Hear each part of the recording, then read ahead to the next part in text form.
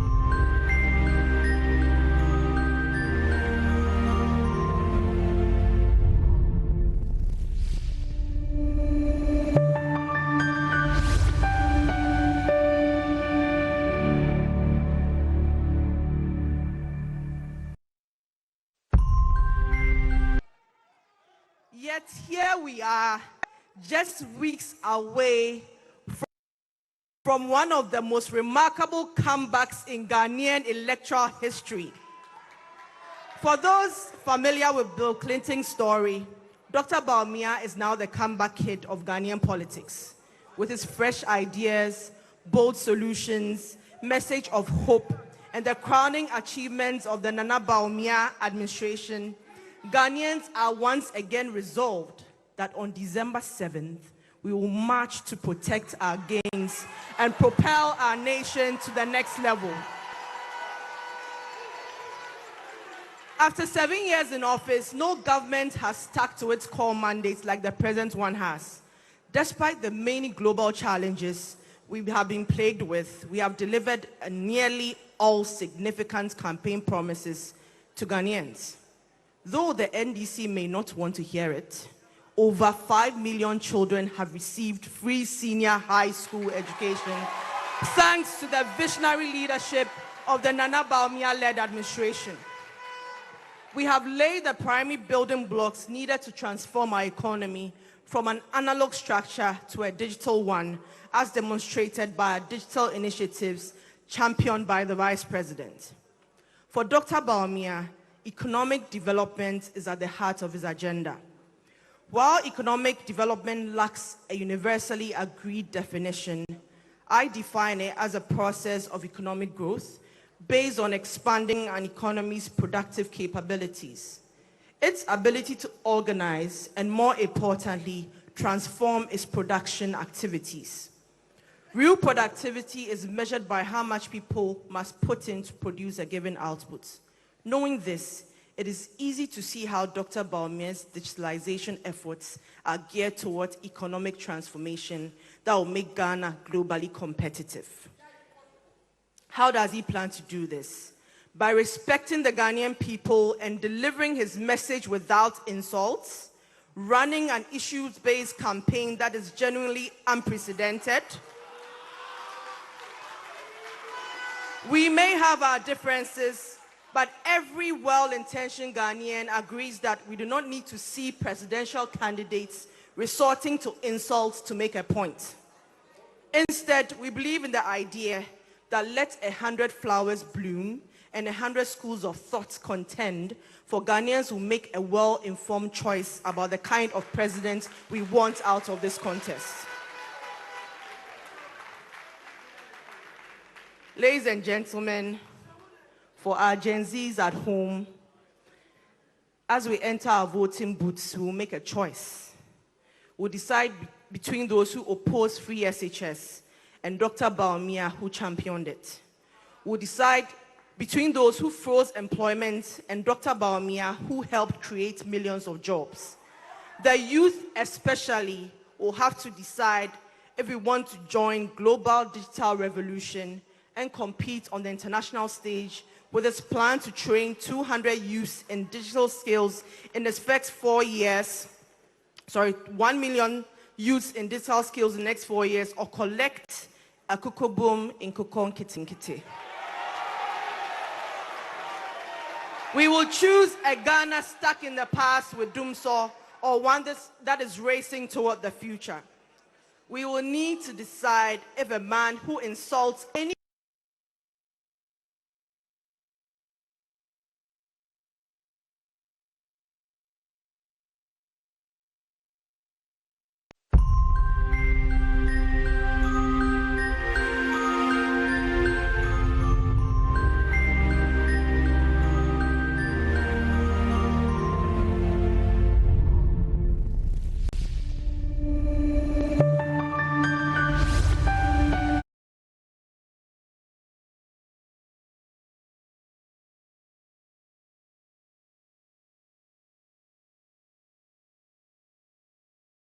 Yes.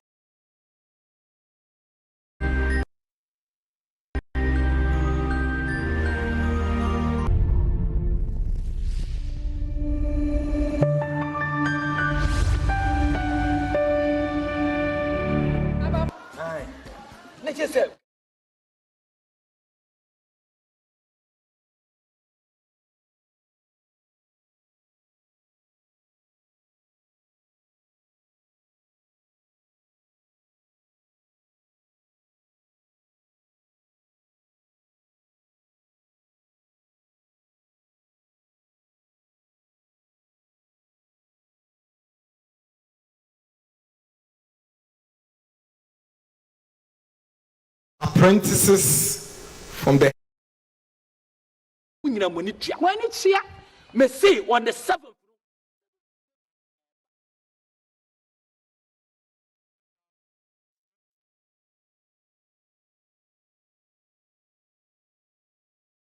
we have reps from the SLCs and Greater Accra. We have representation from the caterers and the young people who are in the catering industry. We have diverse youth from different backgrounds participating in this engagement. And even more diverse are the thousands of youth we have in the various regions. We also have our students in the nursing and teacher colleges. The students from the nursing and teacher colleges also joining here. They are here to protect their nursing and teacher allowances. Please, let's welcome the National Youth Organizer of the New Patriotic Party, Mr. Salam Mustafa. Please put your hands together for Mr. Salam Mustafa, the National Youth Organizer of the New Patriotic Party, the leader of the young people of the party and governing the people of this country.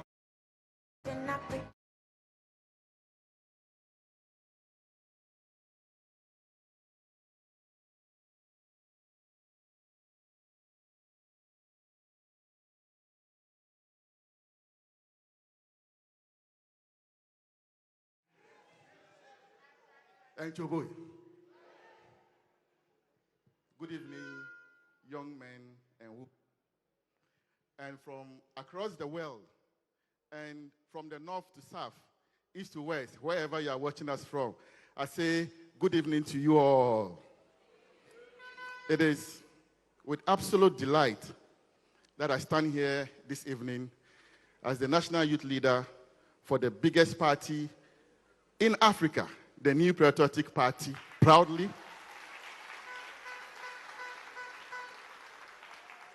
To give these remarks as we prepare the way to listen to one of the most intelligent people, politicians that we have, smart, agile,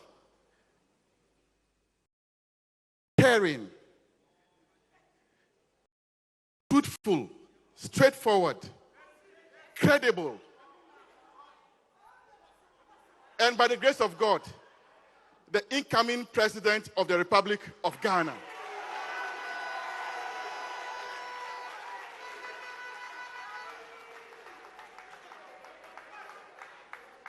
As the national youth leader for the NPP, I have traversed the vast lands of this country, from north to south, east to west. I have had interactions with thousands of young men and women, my colleagues, thousands and tens of them. And all of these discussions, one thing runs true: jobs, employment, and lack of it. It is with joy that I stand here today that a leader recognizes this huge problem in our country and has decided to make it the front burner issue and what keeps him awake in the night.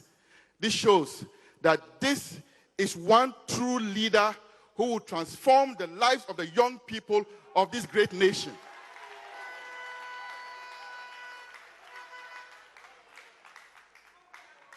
I have said this so many times as I travel across meeting young people. Today, if we put a plane here and ask how many people want to go to the United States of America, this plane is going there. Almost everyone will run onto the plane. But I add that the United States of America, UK, Canada, Germany, angels, and saints did not come down to build those countries. Human beings did. Today, Dubai is the most sought after holiday destination. It took the vision of one man, Sheikh Al Maktoum, to turn around a bare desert into today the most sought after tourism destination in the world. My colleagues, friends, it takes vision to make a country great. And it takes the leader to do so. It is not the mindset of Nkuko and Kitten that can change a country.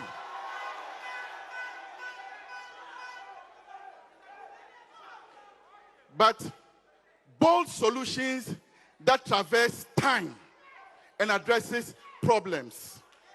So today, we have a problem fixer, a thinker, a visionary who has said that for me, my presidency is going to be about addressing one of the most fundamental problems young people face in this country: jobs and employment. It is very sad when you go across and you meet able-bodied, healthy young men and women sitting at home doing nothing, most of whom sometimes have graduated from our tertiary institutions. For me, it breaks my heart as a youth leader and a youth activist. And I am thrilled that it has touched the heart of another person who yearns to lead this country, Dr. Mahmoud Bawumia, and he says, the youth of this country, I am going to show you a plan.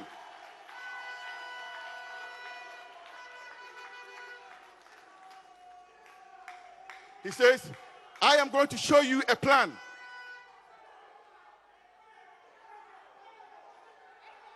It is possible. It is possible. It is possible. It is possible. Thank you. Thank you. Thank you. Thank you. Thank you. Today, he has decided that he will speak to the young people of this great country of ours and let you know that all hope is not lost. There is light at the end of the tunnel, and that there is a leader who can make it possible for you to thrive in this country.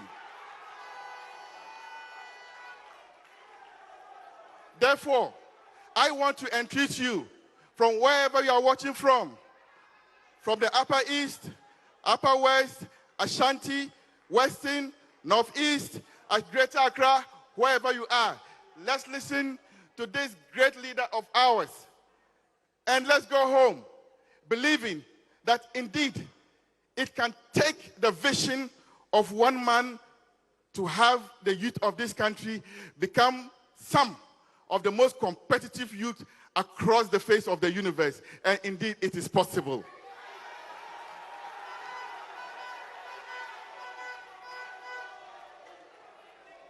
It is for me and you, all of us, colleague young people, we constitute majority of the voters registered today.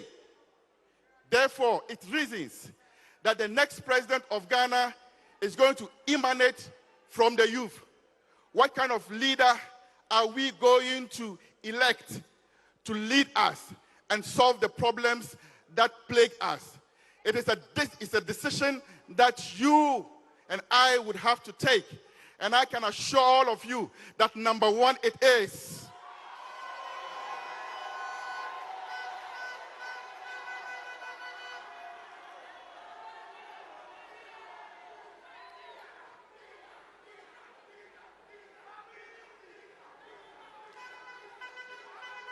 Thank you. Thank you. The differences are huge, and I will not even waste my time between Dr. Bawumia and the others. The difference is clear, and I want to sound this in the roaring and the loudest roar that I can, that all of us young people, today, let's listen to this man, and let's believe that Ghana would work for us, because it is possible, and that this leader will make it. Thank you, and God bless you all.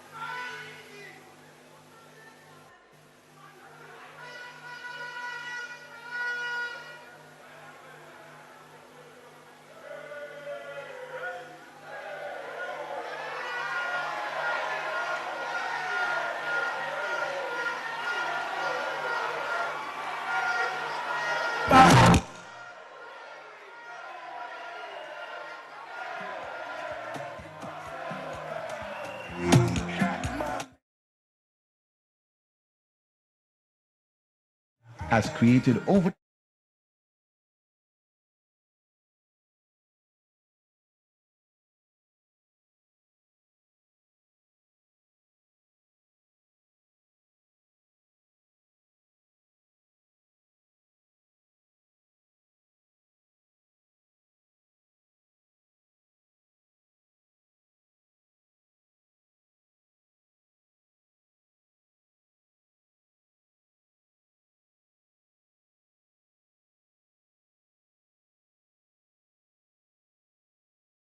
Five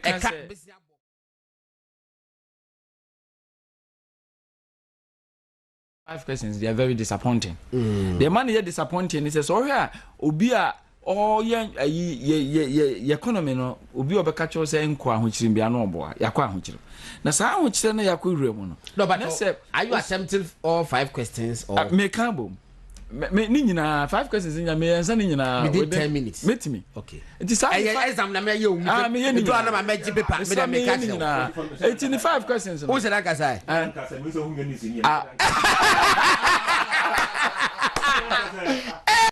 that's how we can say buy wakasa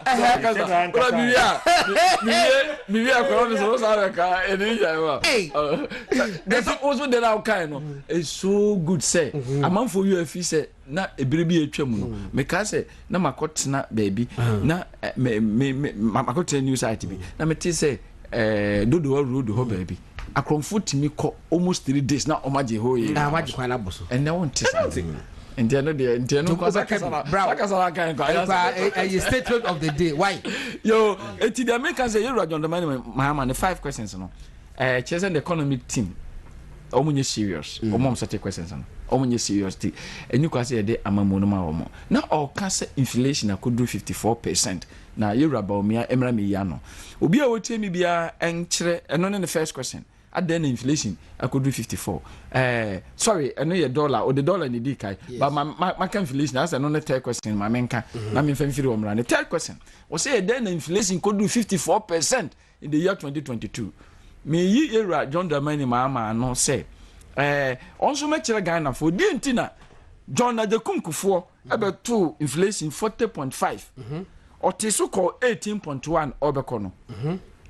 John de Kunku 40 suko 18.1 John Mills Abeji at suko 9.4 July 2012 and sana nyame freno then also obefa or deco 15.4 omra mechere Ghana for na almost mechere Ghana for say adena first John ebete inflation so second John ebete so na third John ono de odeko na Kufuado a one John no oba no timi the inflation call from ekosi 7.6 ti so obusa Bawumia question before COVID dey beba no September 2019 na Ghana na your inflation na 7.6 that happened to be the lowest in 28 years enti no yera John Dramani Mahama sa na question no obusa no no odi hu fo kire say obi obeba bia no bibia nsi a otimi de inflation na dey ekofom John Ajokunku 40.5 obeko Wajano mi team bio 18.1. Wajama John Mills beji 18.1. Obeko 9.4. John Dramani Mahama beji 9.4. Obeko na 15.4. It's one the or the course. Na Kufuado beji no. Otimi the call form e could do 7.6 September 2019. In fact 2019 kura eko ending na ye be di bronya enema bo course kakra no. Na inflation is 7.9. Tina Kufuado ya de na 2020 and COVID by the whole world be any see the CMA and Niema who's a corner. Brunibeka say we suffered global supply crisis. Yes. Emma companies I can see a Bayer Juma, Ama Yenny Kujasu Kunya Bito, US, America, Mona China. No, Omunina sat it down. Tomu sat it down to Niema we dima, Uka Abrochimemu Crana, so oil now cota day. So also got 2 bottles. I have 1 bottle.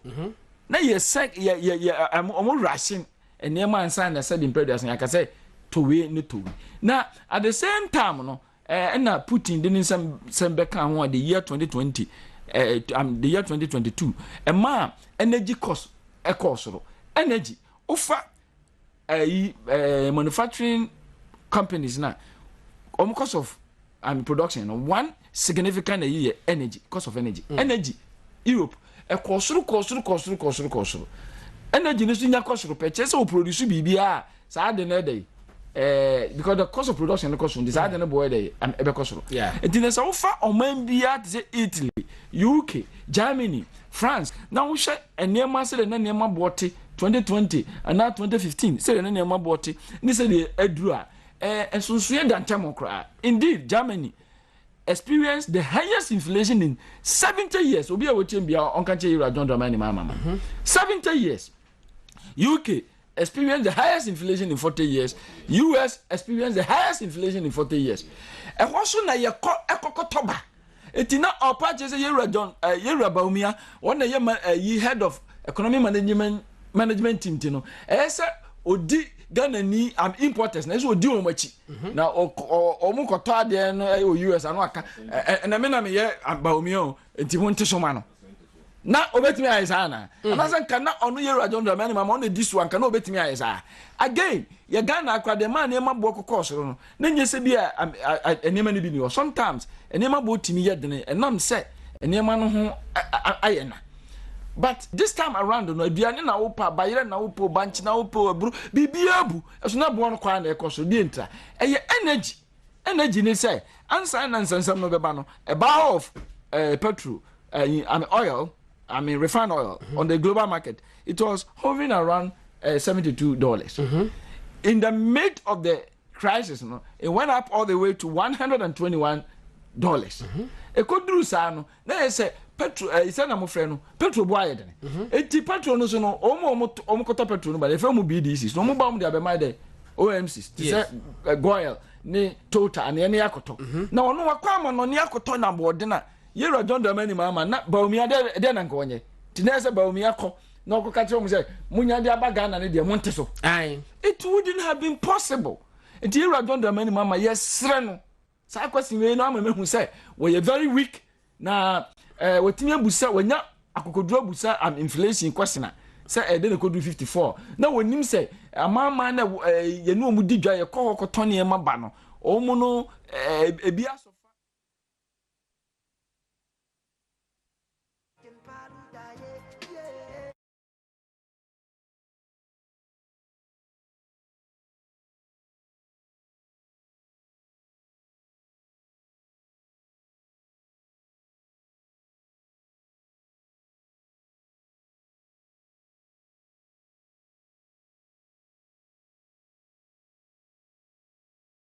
Mube 3% free. We call voter region in other places. Almost on better about almost here. Baby will grow 0 point something. Is a especially for the young people and to be in this country. We have the Motor Riders Association with us. Are you here, the Motor Riders? Please put your hands together for the Motor Riders for us.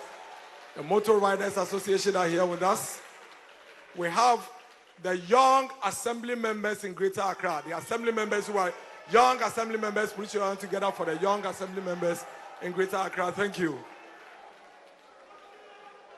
Ladies and gentlemen, like I said earlier on, I indicated that we have across the country millions of young people who are participating in this event. And let me indicate this is participation. They are not just watching, they are engaged just as we are here. And this is only possible through digitalization. Digitalization is connecting communities, connecting regions, and connecting societies.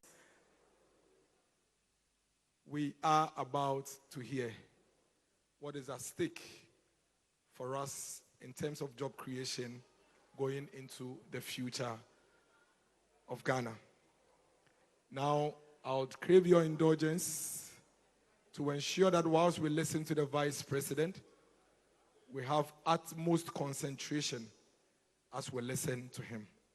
At this juncture, the Gen Zs, the young persons in secondary school, the young persons aspiring to go to secondary schools, the apprentices, the young businessmen, young executives, and young entrepreneurs across Ghana watching, and for all of us here in this auditorium, please, let's be upstanding as we put our hands together and welcome the presidential candidate of the New Patriotic Party for the election 2024, Dr. Mahamudu.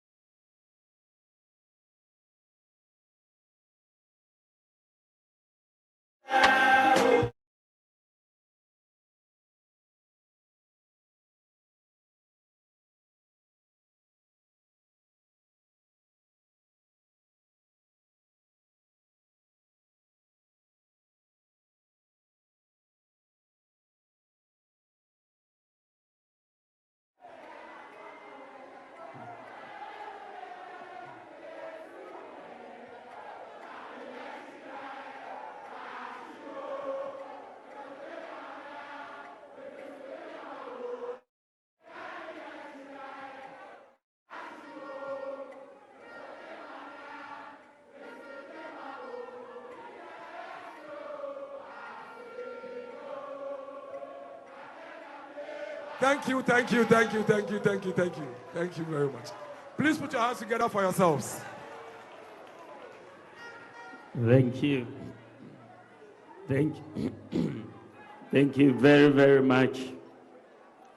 This is so exciting to be here this evening, and I know that the youth of Ghana have joined us from all the regions, in Upper West, Upper East, Savannah, Northeast, Northern region, Bono East, Bono, Ahafo, Western North, Western region, Ashanti region, Volta region, Oti region, Central region, Eastern region, and Greater Accra region.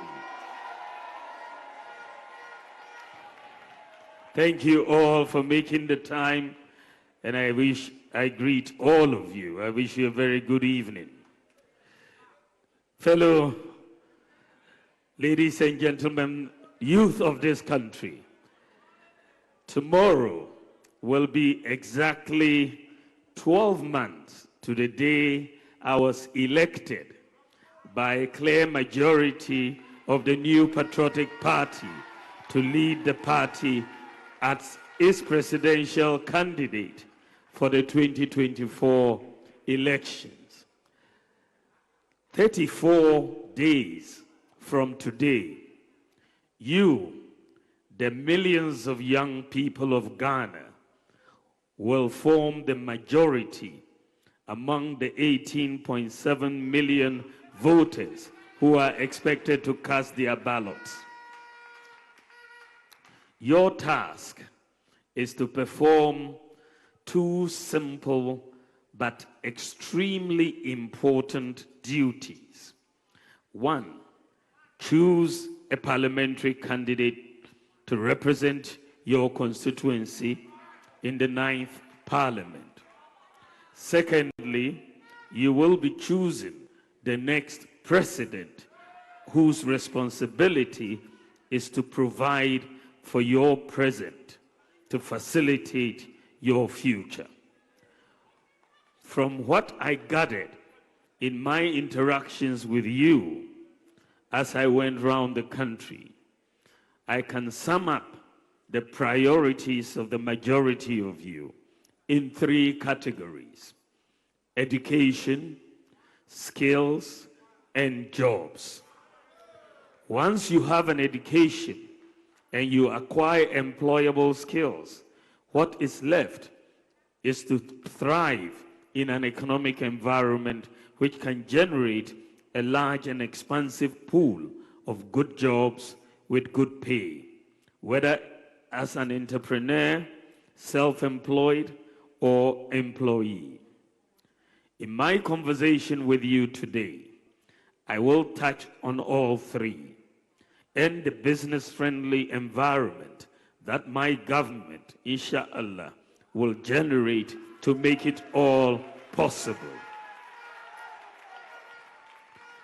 I will outline the bold economic solutions that we plan to roll out, which will make it possible to create millions of jobs if I am given the mandate on December 7th, 2024. I have chosen this occasion to have a conversation with you, the young people of Ghana, mainly to remind you of the commitment I made to you exactly a year ago to make you my #1 priority. My commitment is to transform Ghana, to build on the economic recovery we are witnessing by introducing bold, business-friendly policy initiatives from January 2025, which are designed to stimulate significant economic activity. I am confident that these initiatives will create the large pool of diverse jobs that the young people of Ghana desire and deserve. Distinguished ladies and gentlemen, just to give you a little indication about my faith in what is possible for us to achieve together, beginning January 2025. The growth of the Ghanaian economy has been revised upwards to 4% for 2024 and higher in 2025. To put it into perspective, the economy grew by a mere 3.4% in 2016, the last year under President John Mahama. In fact, in 2025, Standard & Poor's is more buoyant with their forecast at 5.4%. I am even more optimistic that it is possible to do even more if, with your vote, you elect me as your next president and we implement my comprehensive business-friendly and job creation programs as outlined in the MPP manifesto, some of which I will highlight here. I'm seeing from the online numbers as I speak that more and more of you are watching and listening to me live across the country and beyond. I thank you for your attention. I know many of you will be voting for the first time next month. Indeed, 8 years ago, many of you were too young then and therefore could not vote in 2016.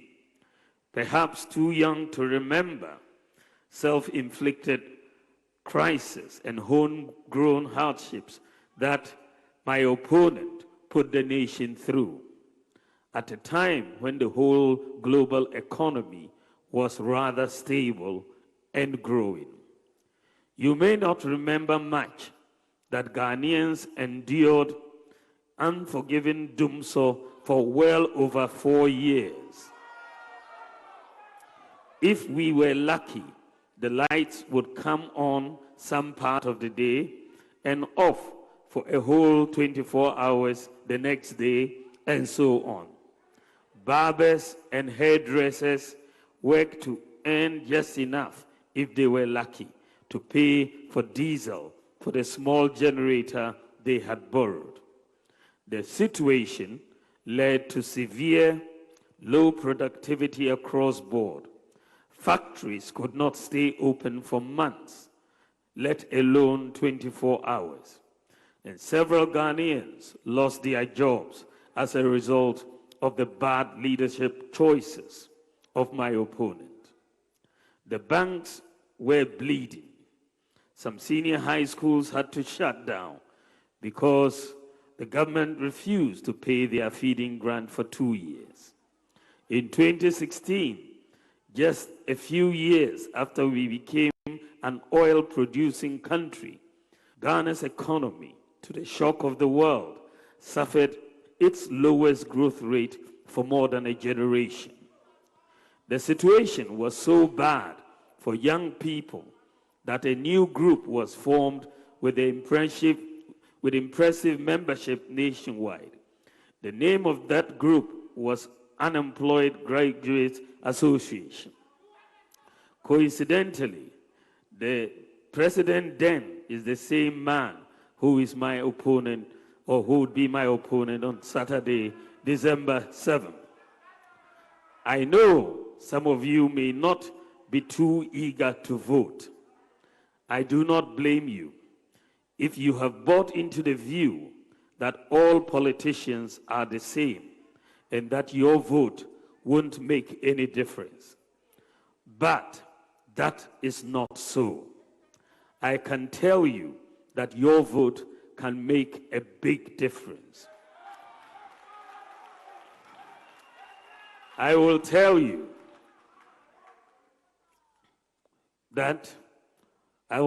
why we are all not the same and cannot be the same. I am not John Mahama. He is a former president and a former vice president and president. I am a vice president who has never been president before, who is asking you for the opportunity to lead and show what I can do if offered the opportunity this December. You can trust me to protect the public purse and use it selflessly to serve you. To the young voters of Ghana, I will say to you, do not switch off. I ask you to get involved. December is about you. December is about who can deliver for you, for your future, whom you trust, who has the integrity, the vision, the energy, the competence, the sense of where the world is today and your place in it, who has the humility to serve you and the decency not to insult you. I shall plead with you to make an informed choice. It is a choice between the one who had his chance and blew it and the other who is asking for a similar chance but to deliver with it, which is me. The decision is yours to make, not to bring back what was discarded in the past, but to vote for your future. If your priority is, as I suspect, about how to build strongly on the economic recovery that is before us, then I will plead with you to vote for me because of the vision and solutions that I have for you and the country and the leadership discipline and determination that I possess to see them through. My own core values, God-fearing, tolerance, integrity, honesty, discipline, hard work, and inclusivity. My can-do attitude, my rejection of the tag of impossibility, my passion to unleash the creative energies of the youth, my compassion for the poor and vulnerable. All these align perfectly with the hopes and dreams of the young people of our country, rich or poor, north or south, educated or not, skilled or not, rural or urban. That is why I'm asking you to vote on December 7, 2024. Place your trust in me, and I shall not disappoint you. As Vice President since 2017, I have not had the luxury to write my autobiography. So please make do with this short bio.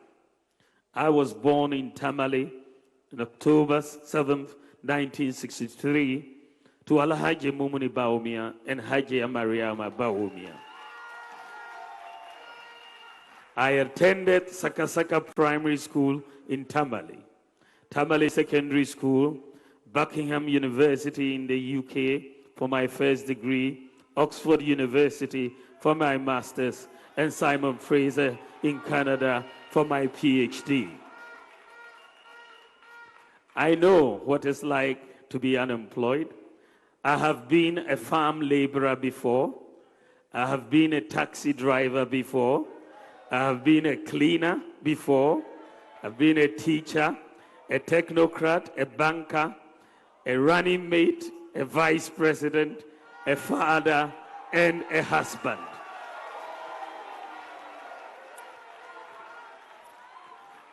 As a technocrat, I worked at the Bank of Ghana, rising to become deputy governor before entering into politics as Nana Addo Dankwa Akufo-Addo's running mate in 2008.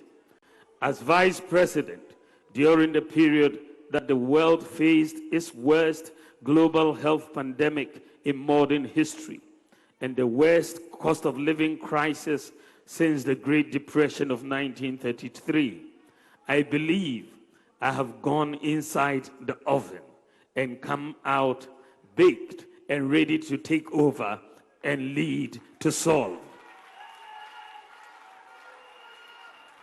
I know firsthand the untold hardships we have had to endure as Ghanaians, and I know what to do and what not to do in order to protect the gains we are making and to go on to build with urgency on them.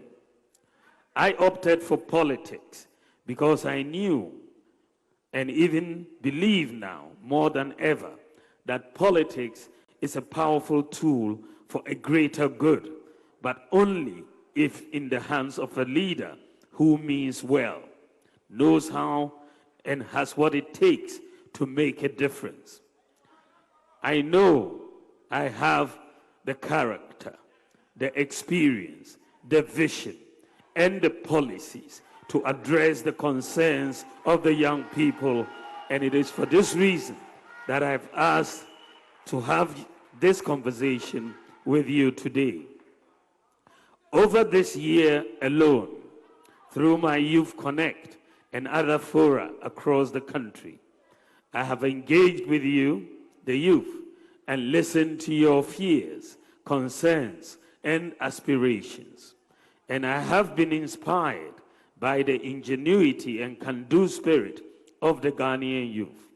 When I say to you today that your concerns and aspirations are my top priority items, I mean it from every sinew of my body.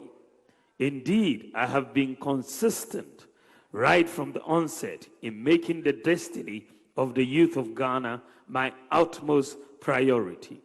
As I said in my acceptance speech as presidential candidate a year ago, and I quote, "I have my own vision and my own priorities." Given the opportunity by you, the people of Ghana, to lead, I shall govern as my own man with guidance from God Almighty.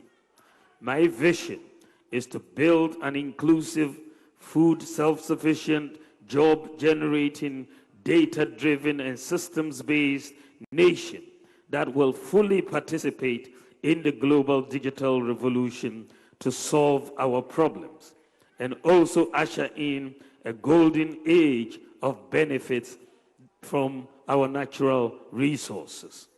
I want to lead a nation that improves and unleashes the talents of our youth and offers good jobs with good pay and sustainable growth with macroeconomic discipline.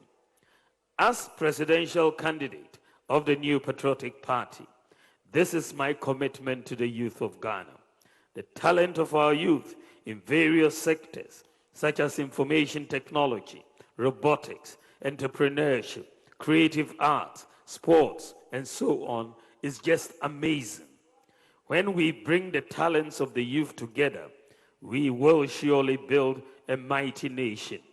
Together, we can transform this nation and do even more in many areas. I therefore invite the youth, particularly the Gen Zs, to join me in this journey of great possibilities. I have a place for you.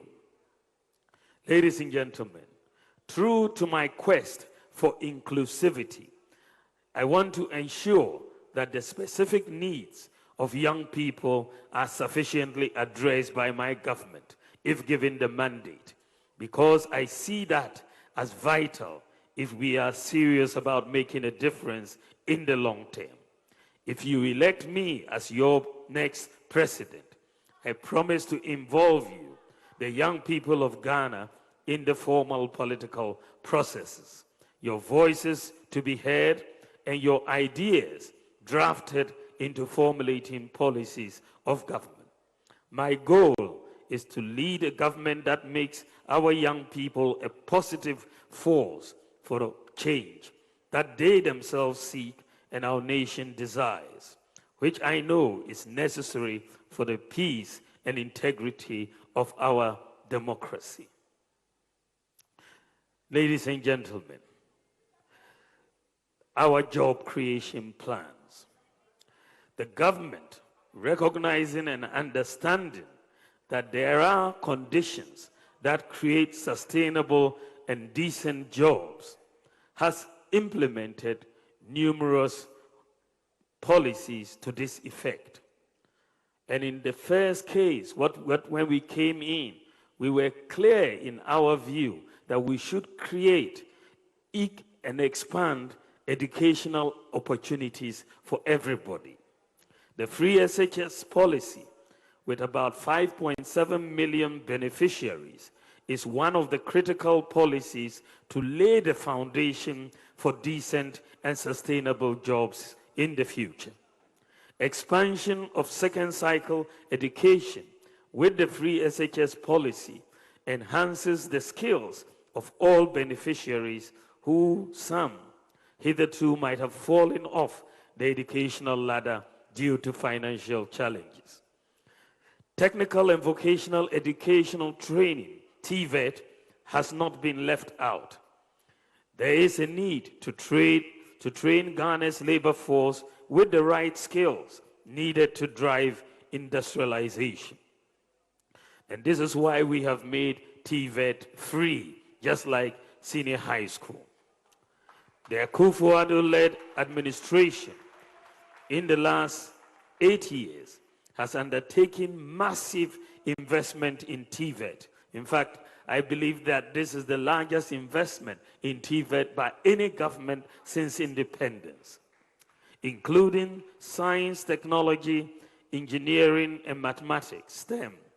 The vision is to prepare the country's emerging labor force with the right training, skills, and education for the fourth industrial revolution. More so, this is also to address the mismatch between skills of the labor force and the demands of industry.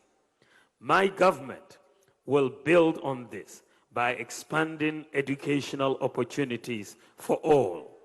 My government will, among other things, increase the stock of student accommodation in our universities and other public tertiary institutions to address the housing deficit on our campuses and make them affordable. We will introduce free tertiary education scholarship for persons with disabilities to remove financial barriers to pursuing their educational goals. We will also set a quota for the recruitment of persons with disabilities in all government recruitment and also provide incentives to the private sector to recruit persons with disabilities. We will expand the eligibility for the student loan scheme to include all post-secondary students, including certificate and diploma programs, and prioritize and direct a significant proportion of national scholarship schemes towards training and skills development. We'll protect and enhance the free SHS and free TVET, which is truly transforming lives and changing the life outcomes for millions of people. We'll continue to develop additional infrastructure for our educational institutions to meet the increased numbers that are resulting from the free senior high school policies. Distinguished ladies and gentlemen, a conducive economic environment is a prerequisite for decent and sustainable job creation. With our philosophy of economic liberalism, we believe it is our responsibility to create an enabling environment for the private sector, which we believe is our engine of growth to flourish. Among other things, a stable macroeconomic environment is paramount. My government will reduce the fiscal burden on government by leveraging the private sector. Under the two-term administration of His Excellency Nana Addo Dankwa Akufo-Addo, we have put in place many social safety nets, like free SHS, free TVET, and so on. With all these social safety nets in place, my government will now focus on jobs and wealth creation by the private sector for all Ghanaians.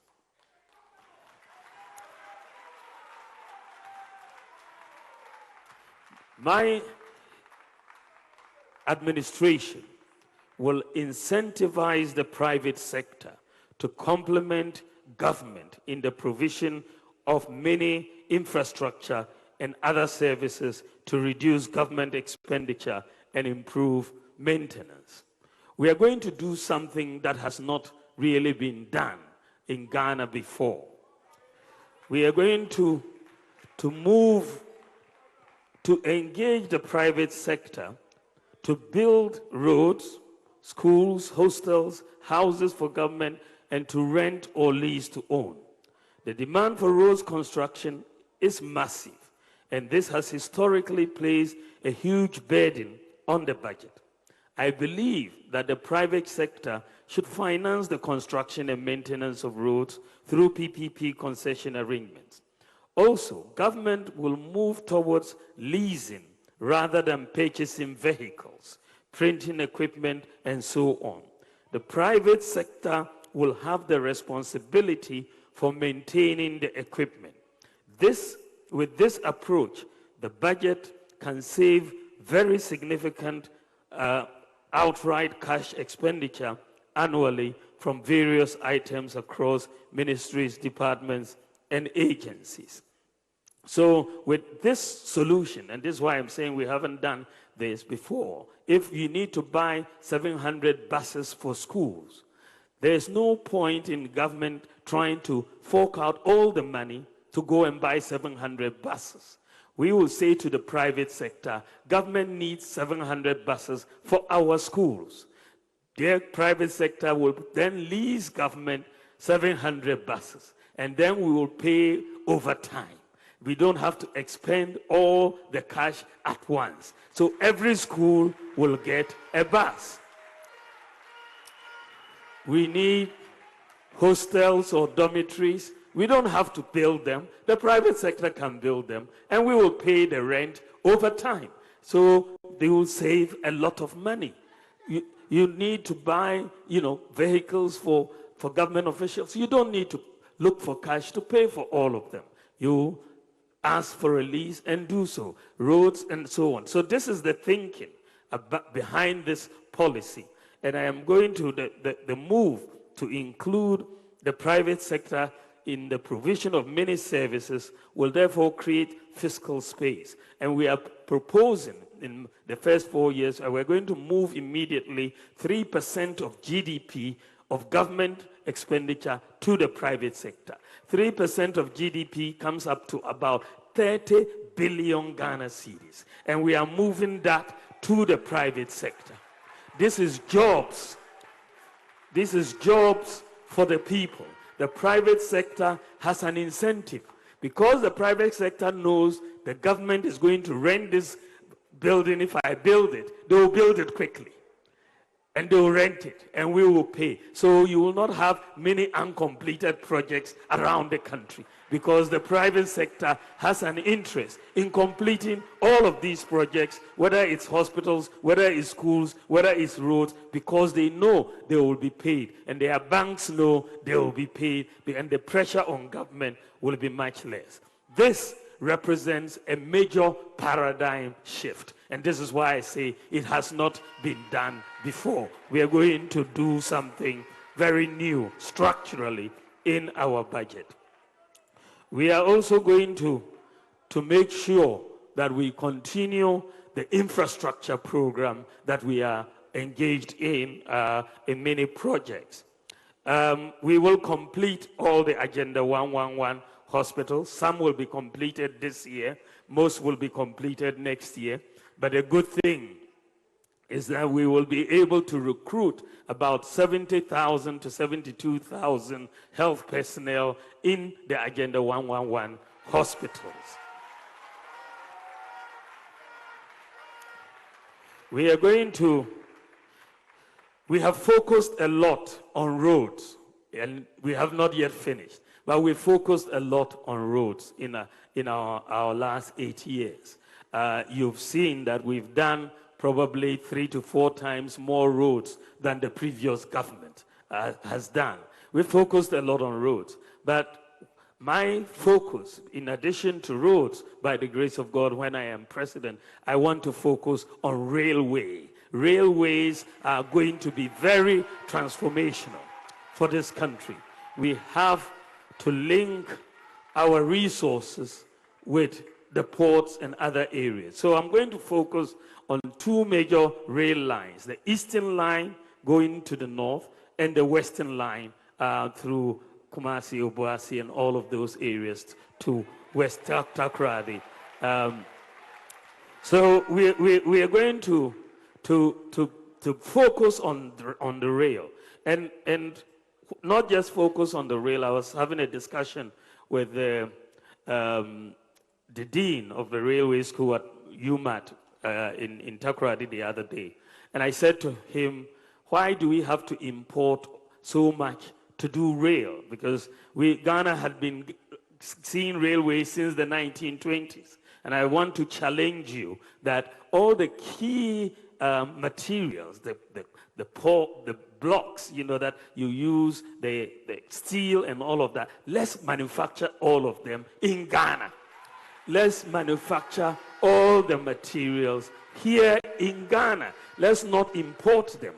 Now, if you are going to do that, you are going to create jobs, and as you lay these rail lines across, we will do it. So let us master the technology. We can do it. And he agreed with me that it was possible, and we are going. So I'm going to insist that we make all these blocks. I mean, we're even importing concrete blocks from abroad for our rail.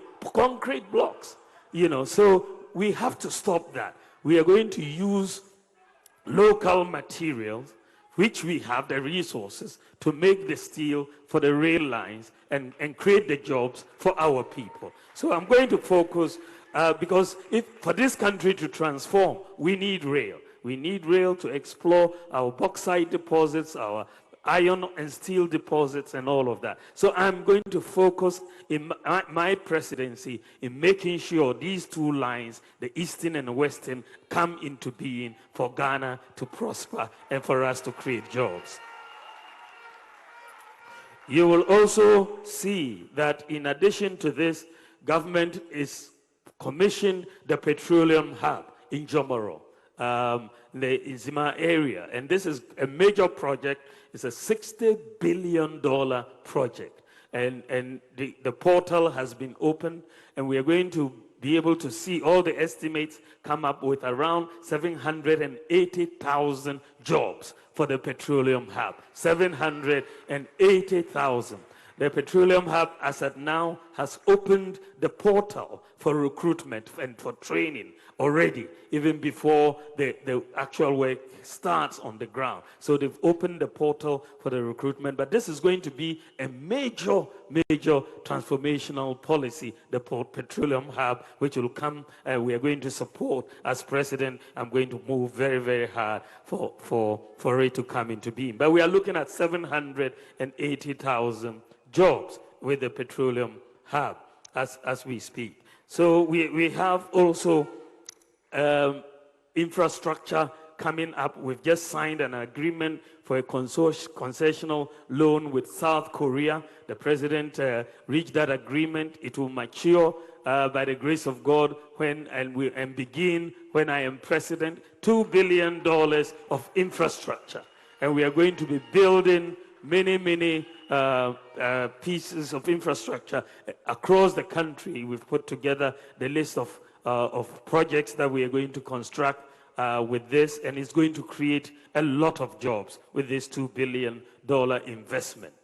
Ladies and gentlemen, as stated in our manifesto, my government has far-reaching policies and programs that will drive and create the needed employment opportunities.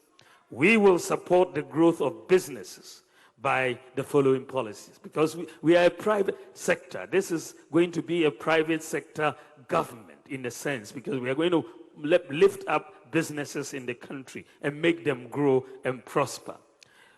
The policies that we are going to implement include the following. We will implement a policy that is also new. We are going to use government's purchasing power to stimulate industrial expansion and business growth, which will help create jobs by rolling out a Buy Ghana First policy. Buy Ghana First policy, under which all goods and services procured by the public sector will first be filled by goods and services produced locally. So the other day I visited the Volta Star Textile Company in Joapong. And when I got to Joapong, they took me around their whole factory. And then it was clear that they were doing all sorts of textiles, school uniforms for all the schools and all of that. But they told me that somehow we were no longer buying from them. These uniforms and materials were now being imported from abroad for the schools. And I thought, no, that is wrong, because that means we are creating unemployment. We need to rethink as a country and be smart in that regard. So I thought very quickly. I said, we will implement a Buy Ghana First policy. And we are going to back it with law. So, if the Ministry of Education is to procure school uniforms, first look into Ghana. We have a lot of factories. We have a lot of tailors. Let's buy it from Ghana first. Then we will create the jobs in Ghana. So we are going to implement the Buy Ghana First policy, and we are going to back it by law. And it should require some amendment of the Public Procurement Act as well. But we are going to do it because it's in the interest of our country. We will also establish an SME bank, a bank for small and medium enterprises, to meet the special financing needs of SMEs, which employ over 80% of Ghanaians. Because SMEs employ over 80% of Ghanaians, we really need to focus on their needs if we are to create jobs. And so we are going to set up an SME bank to do this. We will also incentivize Ghanaian startups in selected strategic sectors with investment tax credits for the first 3 years of their operations. Startups go through a lot of problems, especially in their first 3 years of operation. They don't make money. They are really trying to get on their feet. And so we will give them investment tax credits for the first 3 years to enable them to stand on their feet, to be able to create the jobs that we want them to do. I'm also going to implement a shift in electricity tariffs structure to a regime in which commercial rates are either equal to or lower than residential rates, never higher. So, businesses complain a lot that, they pay more than the residential consumers, and that should not be the case. Businesses, by nature, as you see globally, should normally be paying less per kilowatt hour than the residential rate. So I'm going to make sure we engineer the change in that structure. Furthermore, I'm going to reduce the cost of power to businesses and households by bringing on board 2,000 megawatts of solar power and incentivizing users. Ghana needs to move towards solar power. We are too dependent on oil and gas. We need to get solar power. God has given us the sun for free. We have the technology to harness the solar power. We have started, and we can bring in initially at least 2,000 megawatts. And I believe that these move towards solar power can enable us reduce the cost of power by 50% to households and industry. But 2,000 megawatts of solar power will require a lot of solar panels to in the context of solar farms to generate that electricity. Because of the quantum of solar panels that we are going to require, I'm not going to encourage the importation of solar panels. I'm going to insist that we set up the factory here in Ghana to manufacture the solar panels right here so that we can master the technology, reduce the cost, and also be able to export to other countries. So we are going to push to bring the technology to Ghana. I'm also going to create special economic zones, which will be in collaboration with the private sector at our major border towns like Aflao, Paga, Elubo, Sankasi, and so on, to enhance economic activity and increase our exports as well as reduce smuggling. Ladies and gentlemen, I come to my proposals for tax reform. To support the private sector to create jobs, I will introduce a tax regime that is easy to understand, easy to comply with, and easy to enforce, and that is not subject to so much discretion. A year ago, I asked my team to do some research on the countries in the world with the most competitive tax system for businesses and for job creation. They looked at the research, came back and said that the most competitive country in the world as far as tax system is concerned was Estonia. So I took a team and we traveled to Estonia. We met with their prime minister, their president, their tax authorities, and we understood their system. They operate a very simple tax system, and that is a flat tax system. And so, having looked at all the different systems, I believe that a flat tax system is very, very good for Ghana. And so my government will implement a very simple, citizen and business-friendly flat tax system. A flat tax of a percentage of income for individuals and businesses with appropriate exemption threshold set to protect the poor. With the new tax regime, your tax return will be very easy to complete. We will also simplify our complicated corporate tax system and the VAT regime. Tax digitalization will be implemented across all aspects of tax administration, and everyone will be required to file a very simple tax return electronically through their mobile phone or computer. Under this new regime, there will be no need, for example, for the GRA to send officers to go and sit in shops. E-invoicing, as being implemented by the GRA, will be extended to all companies. We will also introduce a flat import duty regime for all importers, bringing predictability and stability to prices of imported goods. Furthermore, we will harmonize port charges to align with charges in competing regional ports, particularly Togo. Our duties at our ports cannot be higher than the duties in Togo. So we will be the same or we will be lower. Ladies and gentlemen, to start the new tax system on a clean slate, my government will provide a tax amnesty.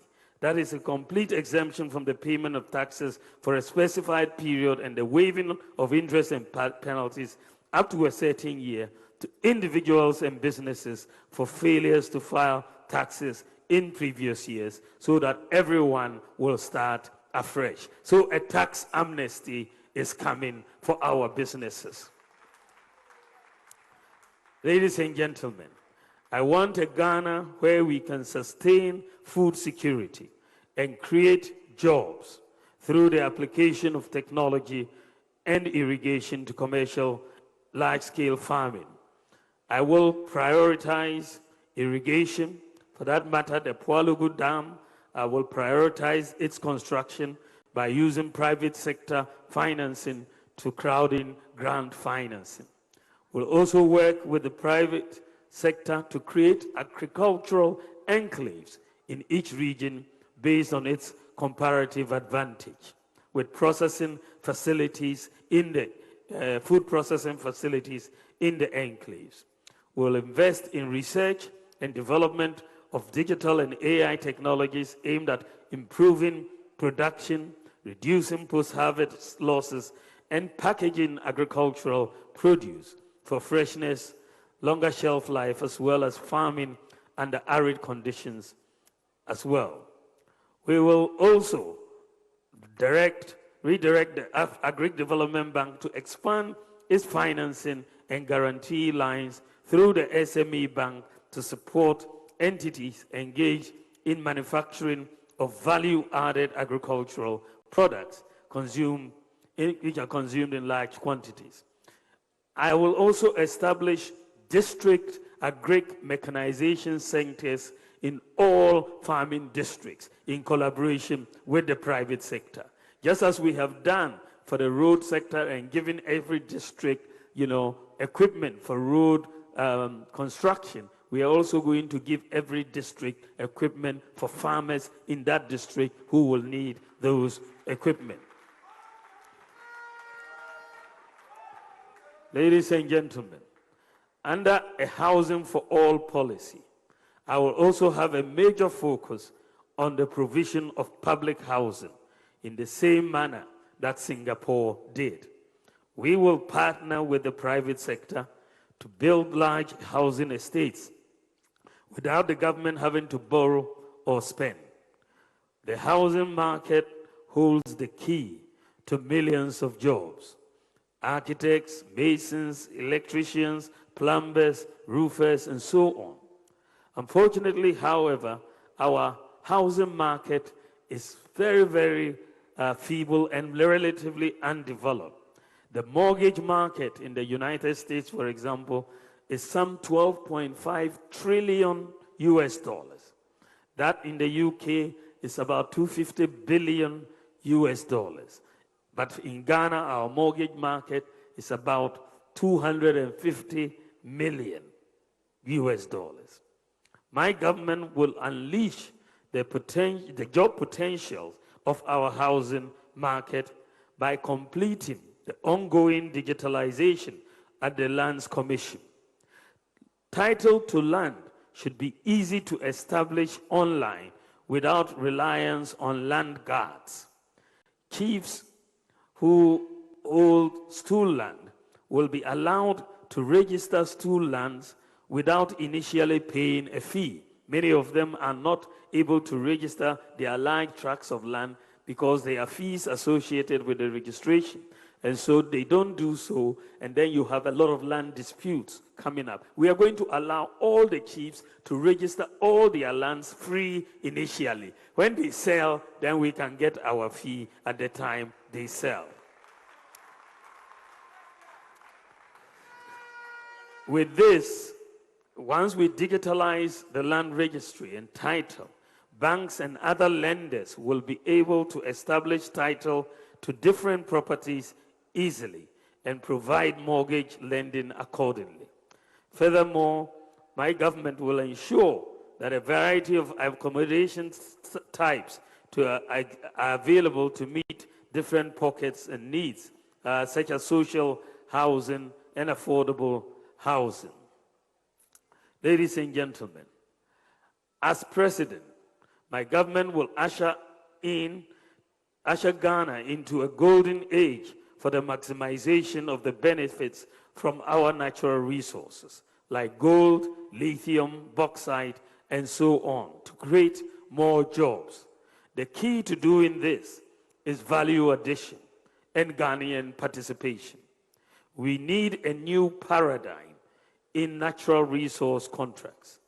Some of the key policies we will implement to maximize our benefits from our natural resources will include formalizing, regularizing, and regulating environmentally sustainable small-scale mining. Our goal would be to help grow small-scale mining companies into large-scale companies with capacity building and assisting them to access financing to acquire equipment. In line with this, we will license all miners doing responsible mining. District mining committees, including chiefs, will provide the initial temporary licenses. Every Ghanaian in small-scale mining will register under the Ghana Small-Scale Miners Association with their Ghana card. And we will, in collaboration with the large mining companies, convert abandoned shafts into community mining schemes. We will also open more new community mining schemes, and district mining committees should be responsible for reclamation and replanting. We will set up state-of-the-art common user gold processing units in mining districts in collaboration with the private sector, and will provide traditional authorities something new, which is an equity share in all mining concessions under their jurisdictions.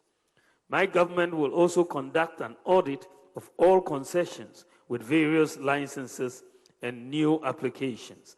This will allow government to know licenses that have expired and non-compliance with licensing conditions. We will also establish, in collaboration with the private sector, a minerals development bank to support the mining industry. We will reduce the minerals export tax to 1% to discourage smuggling. And we will establish, through the private sector, a London Bullion Market Association, LBMA, certified gold refinery within my first 4 years. We're also going to make available. One of the problems we have, as I have noted before with Galamsey, is that many people who try to mine have no idea whether there is gold there or not. They do trial and error. But we are going to ask the Geological Survey Authority to provide data on our reserves to small-scale miners so that we know when we say, here there is gold, and this is how you should mine it responsibly without destroying the environment.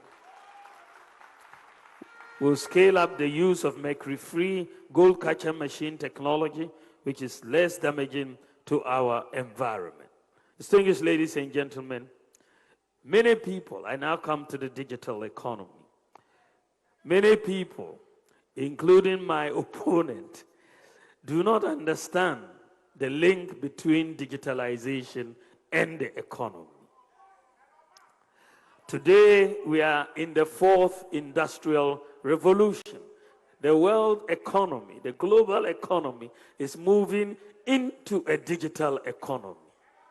So if you don't digitalize, you are going to be left behind. There's not going to be much of an economy for you. And this is so simple, and I just sometimes don't believe that it is not understood.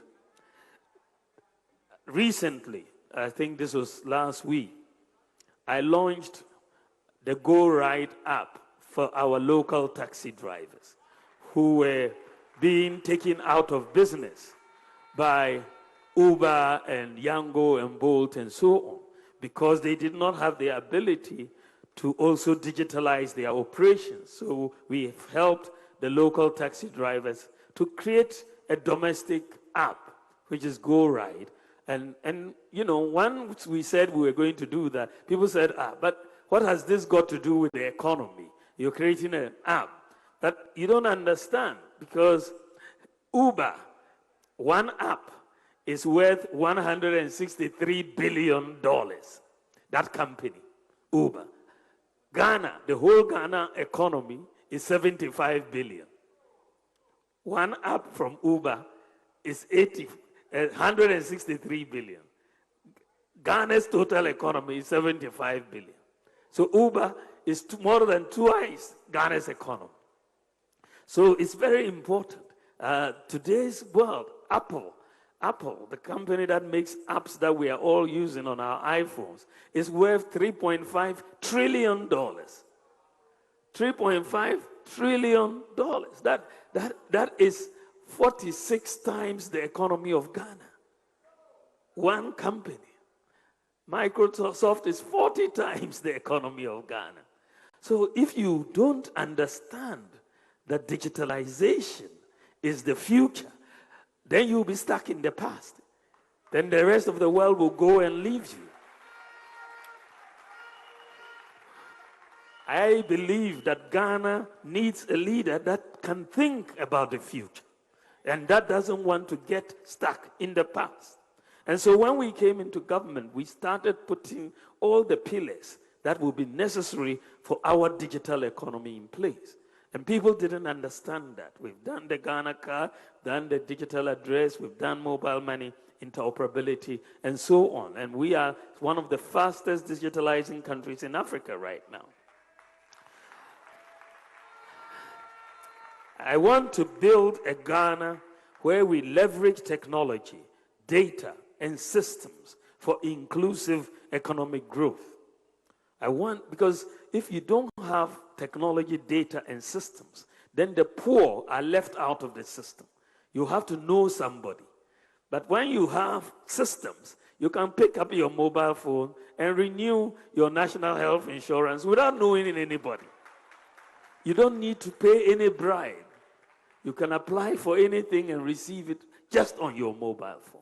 You don't need to pay any bribe. So when I talk about inclusion, this is what I'm talking about. Protecting the poor who don't know anybody. I want us to apply digital technology for STEM, robotics, and artificial intelligence for the transformation of agriculture.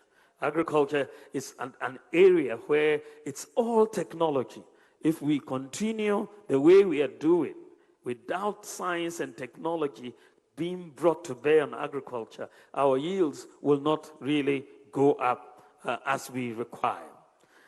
As part of this process, it is my goal to eliminate the digital divide. If you are going to digitalize, then your whole country must be digital. So we want to achieve close to 100% internet penetration in Ghana. We've already made significant progress in this direction by increasing internet penetration. When we came in to office, internet penetration was 34%, right? And then now we have increased it to 70% as of 2023. And so most advanced countries are above just 90%. So we are going to get there, and I want us to get close to 100% very soon. So the task in the next 4 years is to move from some 72% to over 90% as exists in advanced countries. And I want to make sure that everyone has access to the internet at affordable prices. It is possible. I want to see Ghana build the digital talent we require for the fourth industrial revolution. You need digital talent. This will mean providing digital and software skills to hundreds and thousands of youth. This, along with other policies, will create jobs for the youth, including school dropouts. In collaboration with the private sector, we will train at least 1 million youth in IT skills, including software developers, coders, to provide job opportunities worldwide. So with your digital skills, you are able to sit down in Asankragwa or in Funsi or in Sefiyu also, and you'll be working in America, in Canada, in the UK, right from here in Ghana. Generally, there will be an enhanced focus on TVET education. My government will also support the establishment of a national Open University Ghana in collaboration with the private sector with a focus on ICT, TVET, and STEM. To prepare our children for the fourth industrial revolution workplace, I will enhance the positioning of the education system towards STEM, robotics, artificial intelligence, and vocational schools to cope with the demands of the fourth industrial revolution and job creation. My government would make coding and robotics standard in senior high school. Furthermore, to become a digital hub in Africa, Ghana's telecoms industry needs more investment. The cost of data for the ordinary Ghanaian has become too expensive. Even though we are among some of the least in terms of prices in Africa, I still believe it is too expensive. It goes against the very ethos of our digitalization journey, and I commit to working with industry players in setting clear policy guidelines that will remove any investor uncertainty and difficulties in business planning, including the expeditious allocation of spectrum driven more by the goal of enhancing digital inclusion and less by revenue considerations. We will work with educational institutions and leading Ghanaian and global tech firms to establish a national robotics, engineering, and AI lab for research and training of young Ghanaians locally, and will provide venture capital as well as grant funding to commercially viable tech projects by Ghanaian startups to drive innovation and foster high-tech entrepreneurship, create jobs, and support the growth of Ghanaian high-tech business.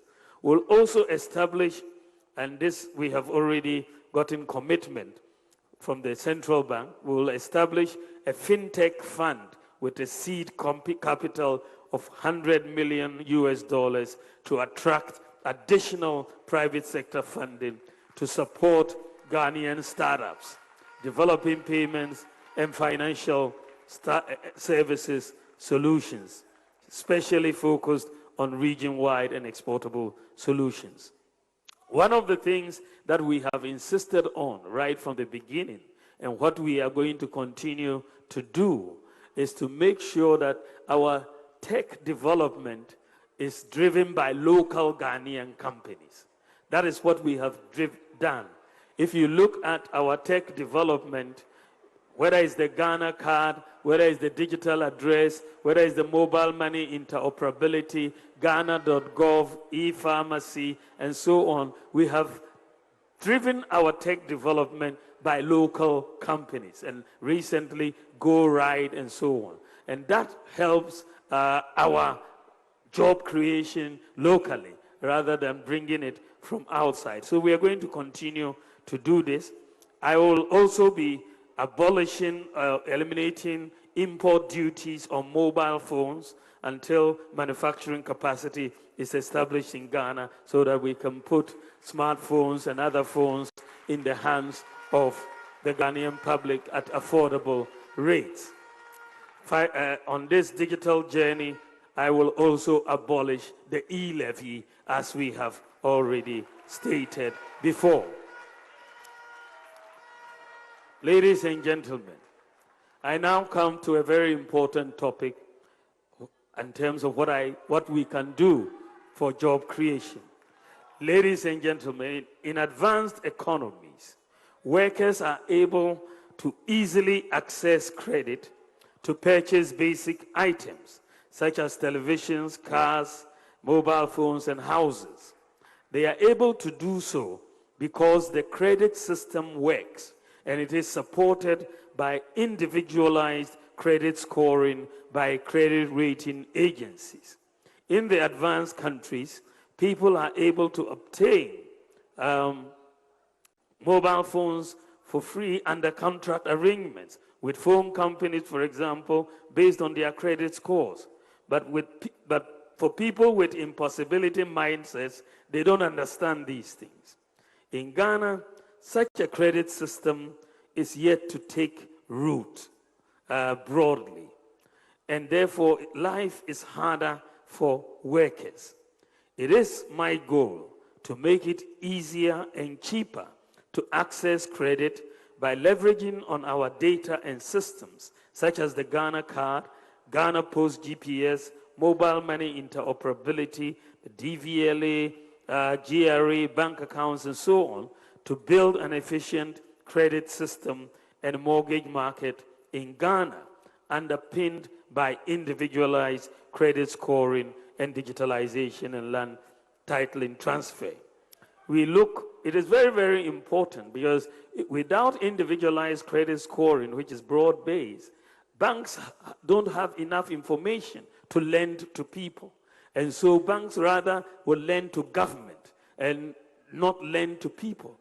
But if you have individualized credit scoring, people can buy things. If you're a nurse, you're a teacher, you're a taxi driver, you're a mechanic, you're someone who vends, a street hawker, even a kaya, as long as you can show income coming in through your Momo accounts and so on, you can have a credit score and the bank can give you credit and you pay small, small, small over time. With a credit scoring system, you don't need to know somebody to get your credit. We will be moving into digital lending.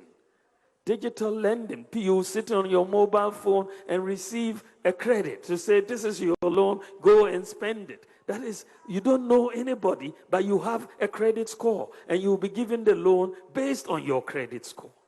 And so we are going to move into a new era that exists in the advanced countries.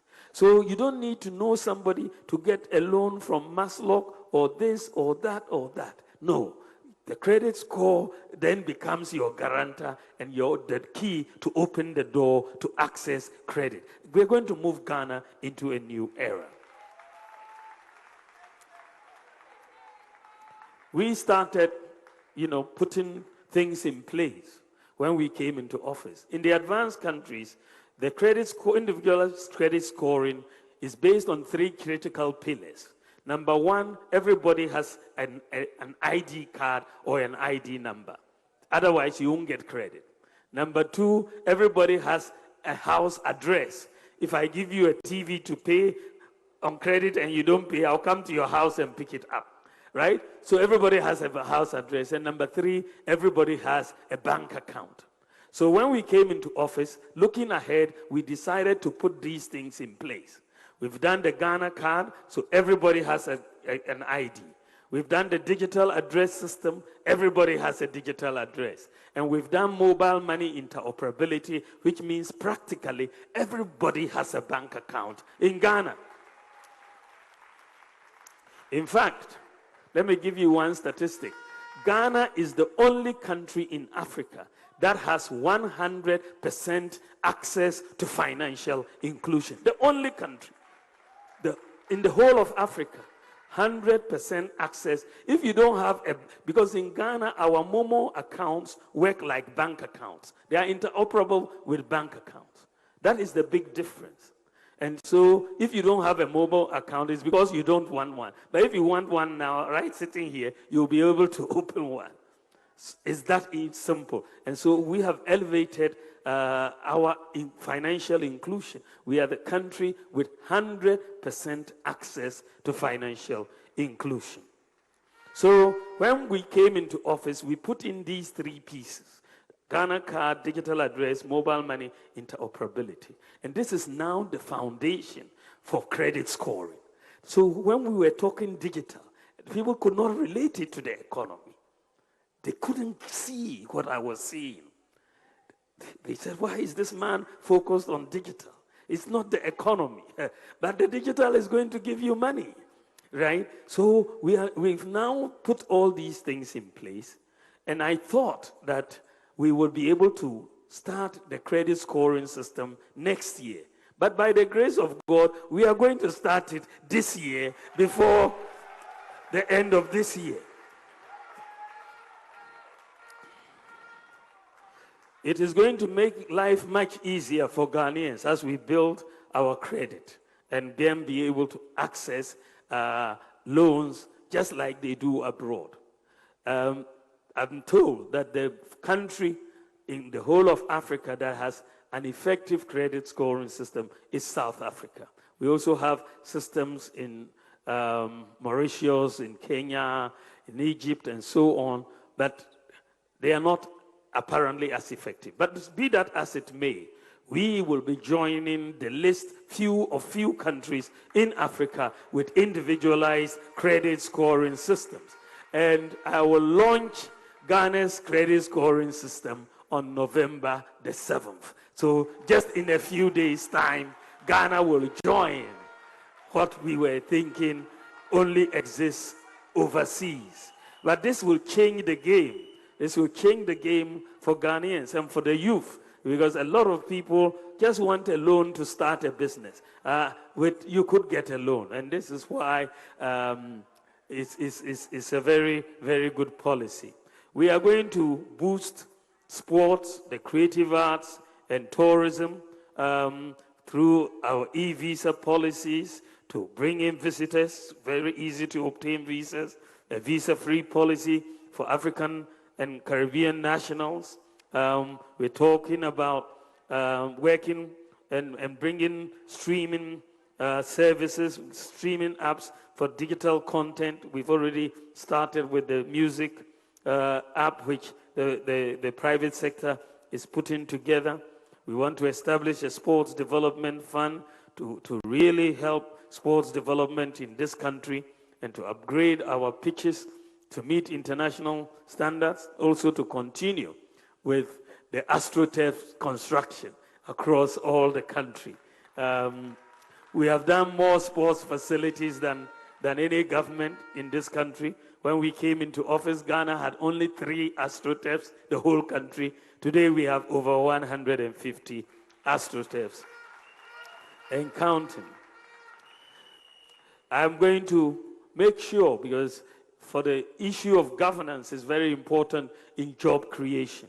We're going to work on a digital framework and for automation of government services. I want transparency in government.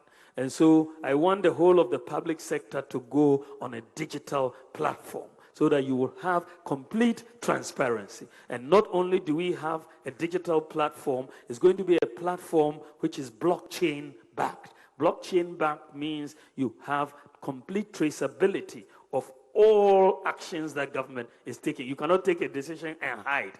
It is available for everybody to see, and that is how we tackle corruption. So we're going to bring in blockchain, we'll put government on a digital platform and make sure that we are able to do this. One of the most potent weapons against corruption is transparency.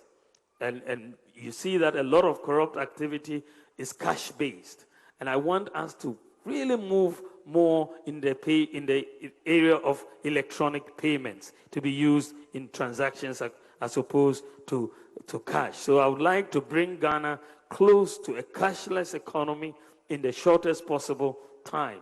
The Bank of Ghana has made a lot of progress in this direction by putting in place a lot of systems and infrastructure that is required. And these include the mobile money interoperability, merchant interoperability, universal QR code, eSwitch, Ghana Pay, and so on. So we have the necessary infrastructure. And recently, the bank has piloted the ECD, which is a major transformation.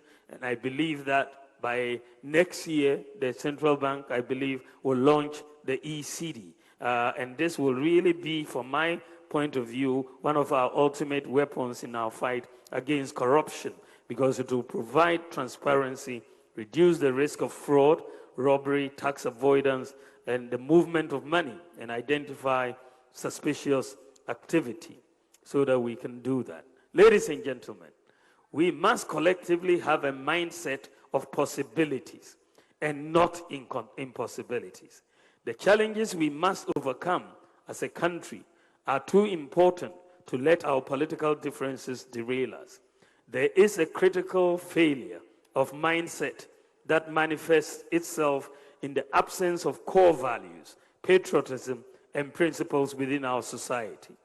We need to invigorate the can-do spirit of the Ghanaian to believe that we can even do better than we have ever imagined, and we can be world beaters if we put our mind to it. We can be proud of some of our accomplishments to date.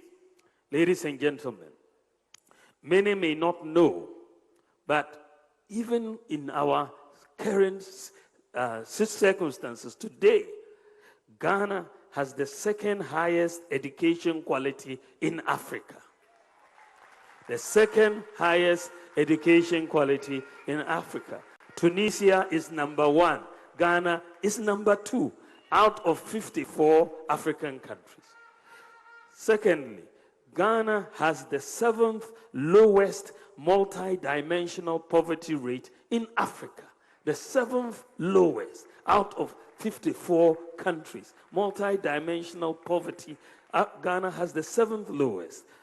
Thirdly, Ghana is on the list of countries with zero hunger. Zero hunger.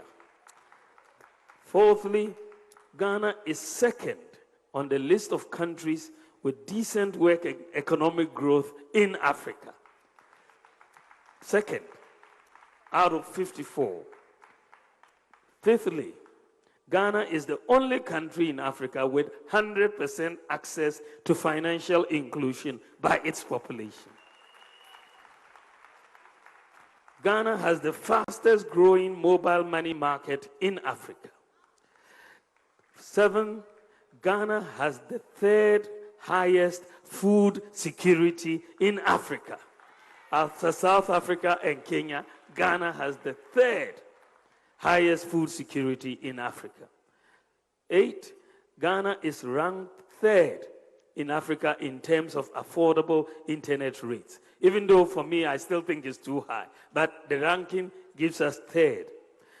9, Ghana has the largest medical drone delivery service in the whole world. The whole world. Ghana has the largest medical drone delivery in the whole world. 10, the Mo Ibrahim Index indicates that Ghana is the 7th best governed country in Africa. The 7th best governed country in Africa. 11, Ghana is on the list of 10 countries in Africa with the lowest petroleum prices. 10 countries, the lowest 10 out of the 54, Ghana is on that list. Number 12, Prempeh College and Mamfi Methodist Girls Senior High Schools have won world robotic competitions. World robotic competitions. So it is possible. It is, I'm just mentioning these to let us know that we should be confident about the future. It is possible to be world beaters. We can do things much better than the rest of the world, not just African countries. Let us think big. Let us think about possibilities. It is possible for us to be the best in the world.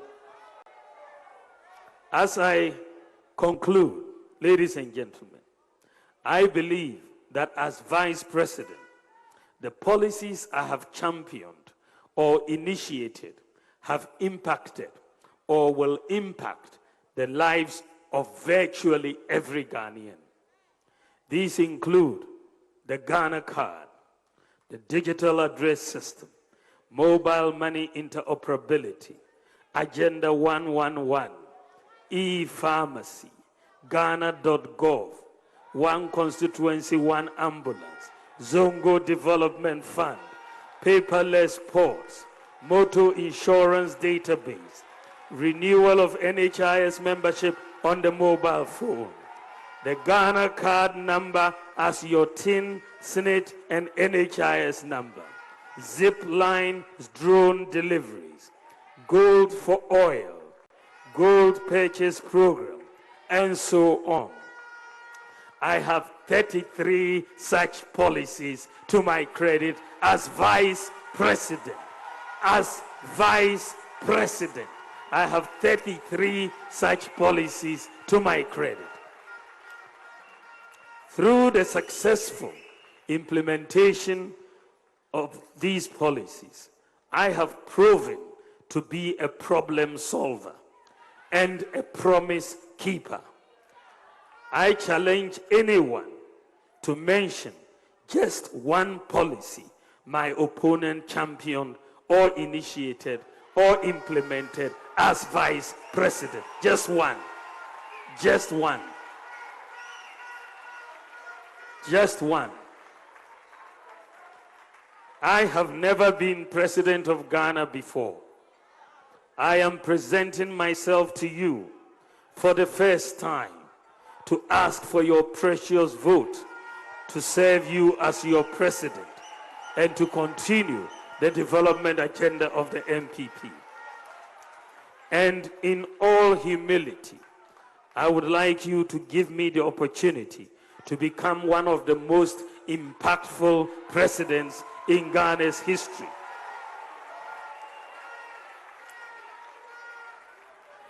In me, you will have a brand new tear rubber president, not a second-hand failed president.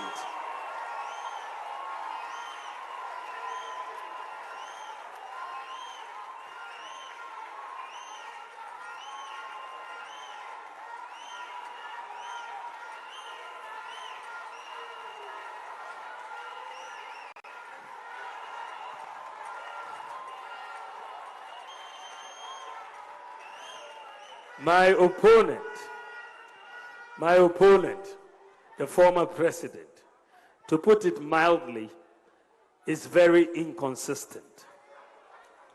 He opposed free senior high school, saying it was bogus and will collapse the economy. But today he says he introduced it. He, as president, introduced the teacher licensure exams, but today he says he opposes it. He abolished teacher and nursing training allowances.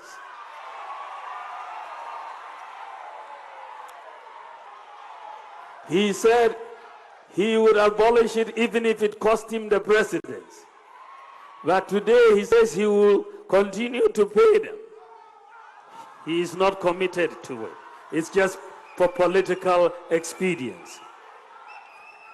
He has touted in the past infrastructure as one of his achievements.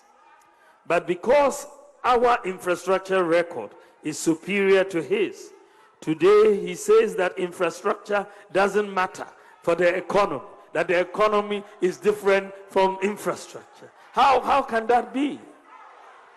I mean, really, for someone who has been president of Ghana to say the infrastructure doesn't have anything to do with the economy, then I understand why the economy collapsed under his watch. Today he says there is no link between digitalization and the economy. Right? How can that be? In this fourth industrial revolution, how can we have a leader who doesn't appreciate the value of digitalization in a digital global economy? He should not be allowed close to the presidency with that mindset. He should not be allowed close to the presidency with that mindset. A leader who doesn't understand digitalization in today's world wants to be president of a country like ours, trying to move forward into the future? No. Ladies and gentlemen, his signature economic policy, the 24-hour economy, has defied explanation and understanding. It's basically a case of one day, one explanation, including the rearing of lions and elephants. The latest explanation that I have heard from them is that for one job, you will have 3 shifts and 3 workers. So if you have a school, one teacher will come in the morning, another will come in the evening, and another will come at midnight, including kindergarten teachers. He also says it is voluntary and will be implemented gradually. Ewurade Nyankopɔn.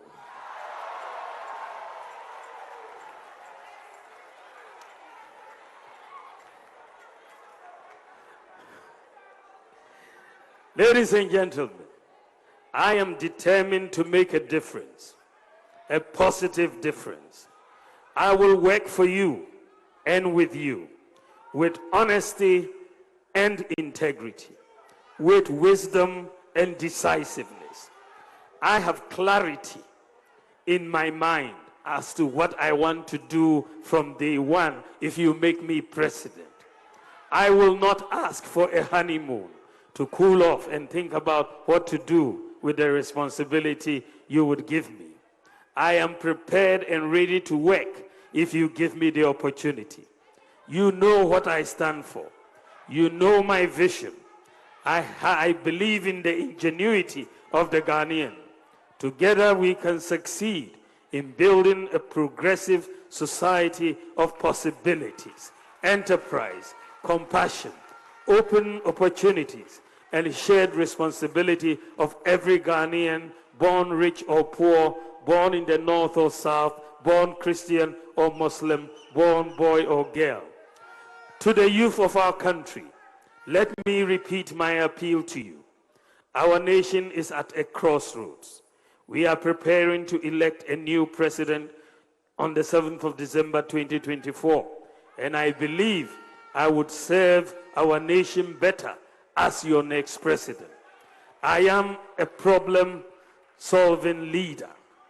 In the last 7 years, I have, with the blessings of President Akufo-Addo, led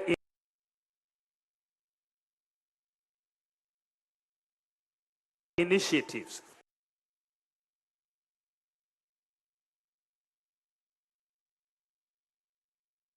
to address some of the fundamental problems with public service delivery.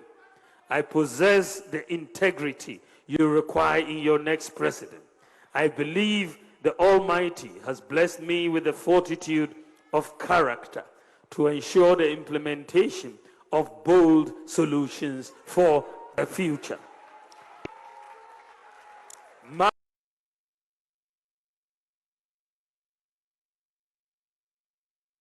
My track record of public service and international development is public knowledge. My entire career, from an academic through the Bank of Ghana, the African Development Bank, and to the current role of Vice President, has been anchored on competence, diligence, and effective management skills. CE presently sets me apart from the rest in the race. As an experienced professional with unblemished national and international credentials, I am ready to bring that expertise to bear on national governance with the sole motivation to transform this country. Given these and my verifiable personal integrity, I am convinced, ladies and gentlemen, that you will hand the steer to me to usher in a new management style that will give us more results, a paradigm shift in how we manage our resources, and let the benefits of nationhood reach out to every member of society. With humility, I declare that I have exciting ideas needed for the 21st century. We have done a remarkable job in creating jobs in the last 7 years. Indeed, so far, as yesterday or day before, I checked on the data from Senate and other sources, and so far, from between 2017 and 2024, the latest data is that we've created 2.6 million jobs. 2.6 million jobs, 1.4 in the private sector and 1.2 in the public sector. This is the highest of any government in the Fourth Republic, the highest job creation. We have more to do because we still have high unemployment. Our youth still need jobs, but we have done quite a bit.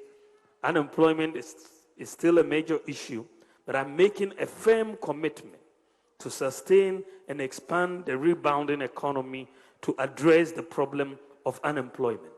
With COVID, what I want you to put your minds to as I conclude, if with COVID and the Russia-Ukraine war and all the global depression, the worst since the Great Depression of 1933, if with COVID and all of these global problems, the high increase in the cost of living, depreciation, exchange rate, debt levels going up, all of that hit us.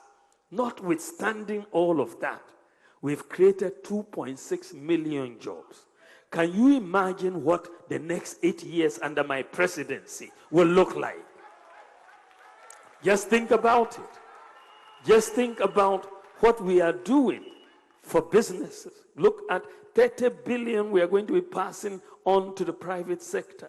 Look at the 780,000 jobs from the petroleum sector alone. Look at the 1 million digital skills that we're going to train in the youth. Look at the infrastructure, the railways, the 2 billion Korean facility, the health facilities, Agenda 111, the housing.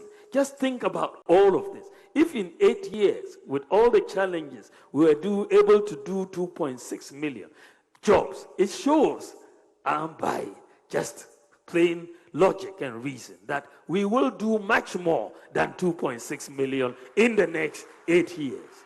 I expect us to go to at least if we proceed on this trajectory for the next 8 years, we should, with all of these different aspects coming, I am looking at us moving to create 4 million jobs in the next 8 years. We've done 2.6, almost 3 million. So we can do 4 in the next 8 years with the new policies that we are coming with. It is possible. It is possible. It is possible. With your support, prayers, and God's guidance, we can win together. It is possible. Thank you for your attention. God bless you, and God bless our homeland, Ladies Ghana. and gentlemen, put your hands together for the presidential candidate of the New Patriotic Party, Dr.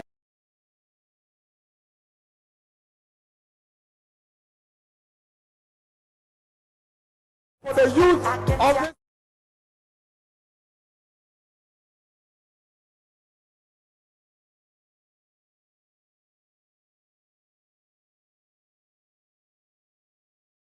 to push the youth of this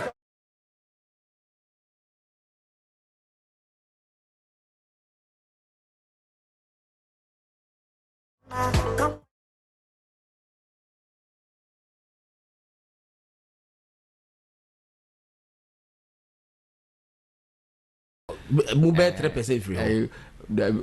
Voter region and other places. Almost on better about baby or crownya 0 point something. As a yeah, as a honor, and then to be 100% better. And or not just NDC for no, the core supporters and core members of the party. Omonia better. Now, Oba MPP. Yunisa. Okay. Enti the ma hadwin no kra ni say voter party no ejina Ashanti region and Greater Accra region. More these two regions in Europa. The two regions were international 5% no. Ashanti region is now about 11%. Hey. Greater Accra is even greater. It's higher than Ashanti region, but maybe figure no. Could be 15. The last time we did it, not 17 or Greater Accra, but above from Kakra. Okay. Now, unfortunately for MPP, no, Greater Accra, nipa 10 biaka so omo to aba, emu 8. MPP 2020 omo to abama, omo to abama MPP. Nti de anu na ama Greater Accra MPP ahoden no. E wo from Kakra no. Etiko form sa. In fact, we hear service ayi nyina na. Ade eboa era John Tamani mama ema shading crowns or Baba Power Pan, na Akwe Greater Accra. Okay. The Indian Akwe Greater Accra is a Greater Accra by the region with the highest population, voter population. Now, a region with the highest voter population, you know. Now, as a Nipa Etwaban, you go up. Now, Sano, say Kobasa, there were 10 percentage point different crana. It could easily be translated into 100,000s of votes. And Enuntino na ama aye serious. But my main concern, with the exception of one survey, I and saying very odd. Very, very odd. I say odd now. But say to move the British, be free by no. And you phone young fan to Gentino main concern. And none of me who say MPP anyade. But the other one now me who know. Me who say CC in Greater Accra, the last August na 32-39. 32-39. But then no 40. They are all around 40. MPP is still leading. But then NDC is still leading. Sorry, NDC is still leading in Greater Accra. But MPP Timia Bono modern rural 40s. Okay, they are all in the 40s. They are all in the 40s. It is a Kobasa na difference now. Okay. A beha a Kobasa de Beye could easily be translated into 1/3 victory for MPP. The attorneys say Oko northern regions now, apart from Upper East, you know, and Yama Achenji Hoba. Apart from Upper East, you know, Upper East there, still MPP remains very unpopular there. Upper East one, yeah, 32%. I don't know for what reason. And Yakra West, Upper West, you know, MPP a man how many so Kakra. Upper West ne wa. Omo year omo bet me rural 40s. Upper West. Yeah, omo year omo power baby omo they are getting closer to 40s. Wow. They are in the late 30s getting to 40s. Hey, you say I'm true. Omo year omo bet me. Okay. Northern region as such Accra. Northern region they Peter what bad church radio mami. Northern region they say I chimpe. Northern region. I say NDC will be a 49 MPP and 48. Northern region. Northern region. And it's 2020 in terms of parliament, you know, a 50. Yeah, a chimpe. But now presidential not John was wrong. But we did this time and presidential is almost neck to neck. Yeah, but Savannah region sooner. No disappointment kakra ba MPP ho dey atiako from compared to 2020 Savannah region. Okay. Jomahama region. Yeah, to cover 5 regions of the north now. And the northeast. Okofa 5 regions of the north now. It's so clear say emu 5 no. Emu 3 no MPP will do better this time than they did in 2020. Emu 3. Yeah, and that is Upper West. Minkasa Upper West I'm MPP I'm Erwin, but they didn't do well at all in 2020. This time they will do better than that. Even though they are not winning there. North East, you know, Oma I hit it over 60%. And I'm telling you, North East region yeah, here omukura bitime san Asante region. In terms of percentage, na yenim say Asante just that many numbers. Yenim say yeah, in Asante region, yeah, in terms of percentage. Yenim say Asante region bitime hit over 70%. Now when Eastern region I hit over 60. Yes. But this time around we are not saying that. We see Asante region 63 and North East 64. 54. Yes, a question of fees in Ghana affiliate MPP kunya the highest proportion. Numbers unfortunately numbers be changing. Eastern region 56% you from cry. Now Eastern region a clear. Regions not baby MPP is stronger no. Nothing is not happening there. A lot of things are not happening there. In terms of campaigning, I'm telling you. I'm telling you. Complacency, woman. I'm telling you. There's almost a MPs and Kofono. You be winning. Almost here. Almost we on my one campaign crying. Be winning. Into that. Into a Basana national organizer and then in Crawford. They have to be sitting here monitoring what is happening at where. Okay. So we say Abreu Bono. Nanka NDC lead Bono. But just last month, MPP has taken over Bono from NDC. Okay. So what I say? No, Bono no. Any Sunyani na problem. Sunyani de yaho dey take off from. Say Sunyani me no ko. Upper West, Upper East. Yaho dey Sunyani West. Sorry, Sunyani East. Yaho dey take off. But you did mention some of the jobs you've created and what you're going to do. Right. But when I look at jobs and the youth, it's one thing having a job, and then it's one thing having a well-paying job. And on the flip side, people are complaining about salaries not being good enough. And across board, I don't think in the last 8 years we've seen something that was so significant to change the salary structure across board for people. So as we are looking at creating jobs, also, what are you going to do if you come into office in terms of creating lucrative jobs for people? Because I don't want to arrive at the airport and see airport staff begging for money or complaining that they're not earning enough.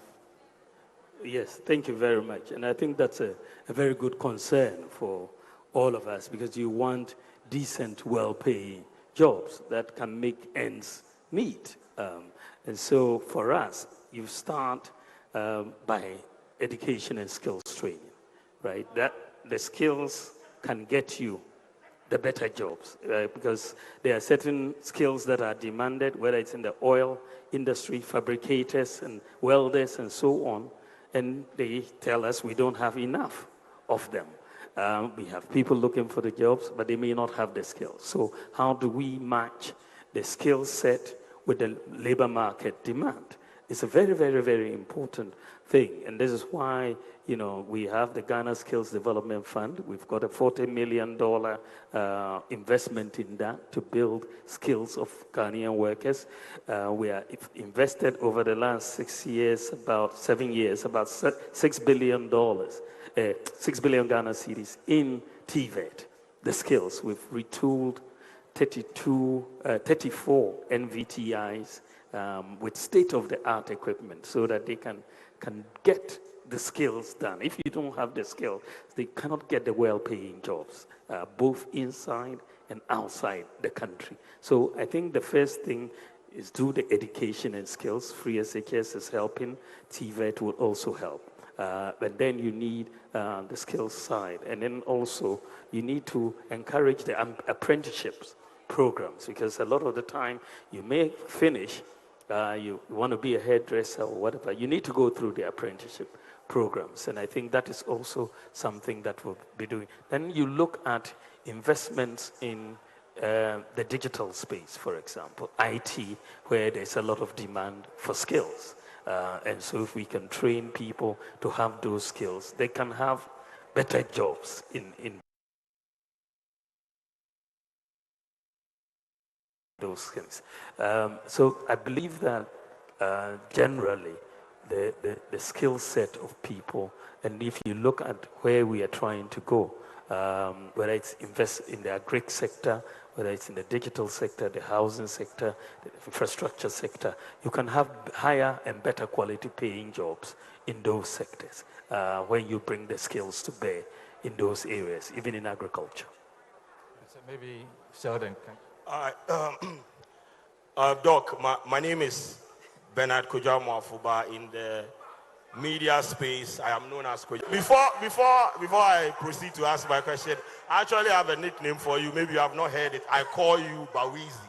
So, right. Thank you. Yes, Bawizi. So for Thank those you, who don't know yet. Sheldon. But my question is, I run a youth-driven platform. I engage a lot of youth in my line of work. And most of the times when you speak to them or you go to the grounds and you're having conversations with them and you make mention, oh, the government has created 2.6 million jobs, and you go like, it is not reflecting. We do not have jobs. And that is like general atmosphere amongst most of the youth out there. Either they have been employed and they are being paid paltry sums of money, their salaries are not being paid on time, or they have not been paid at all. So just standing here and telling us that you have created 2.6 million or 2.3 million jobs is not enough for us.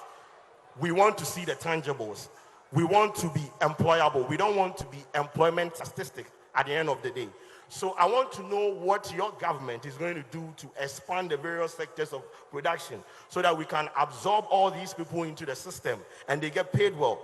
On the other side of things too, there is this video that was posted by Honorable Kojo Opon Kroma, where in the video it was asserted that you have trained 1 million youth in coding.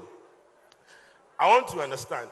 I know training and actual employment be two different things. When you train someone and the person doesn't have a job, it doesn't qualify to be called employment. So these people that you want to train, we will train. is there a job market for them to be absorbing so that it wouldn't just be training? Because when you train and there is no job, then there's no point. Also, thank you. Doc, meba, Doc. So, Doc, I am a young entrepreneur. I started a new media after school, after not getting job anywhere. Now, I have made it, I have put in the effort to bring in national service people to work with me, right? And every year, we take in about 2-3 national service people. I'm a private company. I'm not a government company. Now, I'm supposed to pay these, national service people a certain amount of money, which is more than what the government is paying. And after that, I am supposed to pay money to the government through the National, Service Secretariat. For a private startup company like mine, that is not funded by anyone, and I'm paying all these amount of money to the government. What are, the benefits, the opportunities for me in your government so that I can create a fertile grounds to absorb in a lot more people so that I can work with them and create employment for them?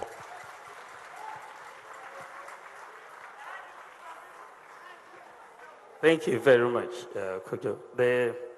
I think there are about 3 questions, if I recall. You made a right point to start with.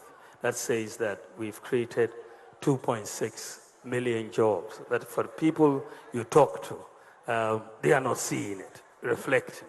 And that's exactly the point I made, that in fact, even though we've created 2.6 million jobs, it's not sufficient. The demand for employment is very high, but you can just imagine that if you had not created this 2.6 million, the demand would have even been higher, right? So the fact is that it's true. We haven't done enough in that sense that you want to do more. And this is why I believe if you look at the program I'm putting forward, it's very, very key. The business side, you look at the tax reforms that we are proposing that will help stimulate the private sector. I'm talking about people who have issues with tax liabilities and are not able to hire people but if you give them an amnesty, all of a sudden there's a significant capital injection of sorts so that they are able now to hire people and restart their businesses. But if they have to use their capital to pay GRA, all these tax liabilities, you have a big problem. So you look at those reforms, the move to the flat tax system, making our tax system very transparent. A lot of businesses, and I've talked to many, have so many challenges with the tax system. I believe that the Buy Ghana First policy, which I'm going to back up with law, is also a major avenue for job creation. Because at the moment, the default setting, given our Public Procurement Act, practically tends to go to import whatever you need to buy as government. Because the local firms are not able to be price competitive. So the foreign firms win the bids almost all the time. So I want us to factor in the cost of unemployment in the bidding processes to say, look, if you give it to the foreign firms, you are creating unemployment. So how do we bring the jobs to our people? Bring a law, and then at least you have to buy Ghana first. And then we get more jobs to our people. So I think that is. Then you look at the whole issue of the cost of power. Power is very expensive for our businesses. And I want us to move towards solar and bring in 2,000 megawatts of solar power and reduce that. Then I want to bring in the credit scoring system. The demand for goods and for so many services is much lower if you don't have access to credit in your economy, right? But if you have access to credit, you look at the US, consumer demand drives GDP over 60% of GDP, because people have access to credit and they can buy goods. And that when people buy goods, it means you need to employ people to manufacture those goods. So there is a direct link between the credit system and jobs. So I believe that when we open up the credit scoring system, we open up the job market for our people, and you'll be able to create more jobs. Because you look at the mortgage market, as I was saying, the mortgage market in the US is 12 trillion. It's almost 600,000 times our mortgage market. Now, no modern country, and I don't know of any, I've looked at it, has developed without a mortgage market. Because the value of your land is dead if you don't have a mortgage market. In the advanced countries, they unleash the capital out of the land. In the economics, you say land, labor, capital, and entrepreneurship. In Ghana, land is out, but that's our most valuable asset. So if you don't digitalize and get the land titling right, so that banks can be confident that when they lend on the basis of a particular land, that it actually does belong to you, right? So if we don't solve that problem of ownership of land, people will have to use land guards, and then they finish, they don't have title. Most businesses are started by mortgaging their properties. Most businesses out there. But here, the room to do that is foreclosed. It's completely foreclosed. So I want us to go back and tackle the fundamental problem. Deal with the issue of land titling and complete that process to allow. Then you can have a housing market develop. The housing market is the most important market in any economy. If the housing market goes down, the economy collapses, right? So if we don't tackle the housing market issue of mortgages, the land titling issue, we have a lot of dead capital stuck in the ground. A lot of people have houses. They live in them for 30 years, but they don't have title to the house. They don't have title. They could have mortgaged this house and gotten capital to start a business, but they don't have title. So they will not proceed. It will just be dead capital. When they die, the children will live there. They cannot do anything with it. Even selling it becomes a problem. So if we don't develop our housing market, we're not going to develop.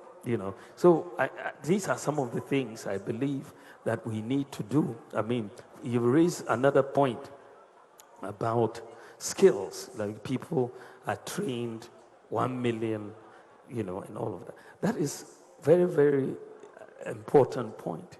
But where do you start in building digital talent? As a country, we have from ground zero. We want to enter the digital age. You cannot without digital talent. Otherwise, you'll be importing it all the time. So you need to grow your digital talent. So you have to bring in skills. And the only way you can begin to grow your digital talent is to train your people. And if you are training 1 million people, maybe not all the million will get jobs in Ghana. But you can sit in Ghana and do a lot of business process outsourcing abroad. You can work in the UK, US, right from here. It doesn't have to be a job in Ghana. But if you don't have those skills, you don't have the opportunity. It's foreclosed. You won't be able to start. So for every country, and I've told other countries, colleagues in other countries that, look, Africa should build its digital talent. Otherwise, we will continue to import.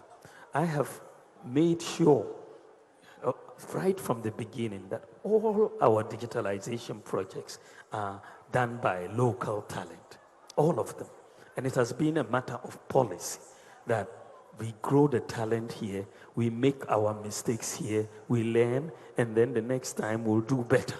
So if you look at everything we have done, virtually everything, it has been by local talent. Even the drones that we brought in, all the drone centers are 100% manned by Ghanaians, not a single foreigner. We insisted on it. 100%, all the drone centers are being manned by Ghanaians. Not a single foreigner is doing that, because otherwise we will just be bringing people in to make money and then we don't get the skills. But today, people are coming to hire Ghanaians. Recently, someone was taken to San Francisco to train drone flight operators because we have the most experience. We are the world's largest drone delivery service. So I think that, yes, you have to start from somewhere. You have to build the talent, and then you can otherwise, but then you don't have any ticket for entry into the game. You'll be stuck out, and others will come and do it for you. So I want to give Ghana a chance to grow our industry. Yeah. Maybe Nessa? Your Excellency, my name is Vanessa Abose, popularly known as Nessa. Okay. You've been talking about digitalization a lot, and I want to focus on the infrastructure aspect. Now, when I look at the infrastructure aspect, I see three components. One, high speed when it comes to internet. Number two, data centers. And number three, uninterrupted power supply. Now, when we break it down, this brings me to the questions.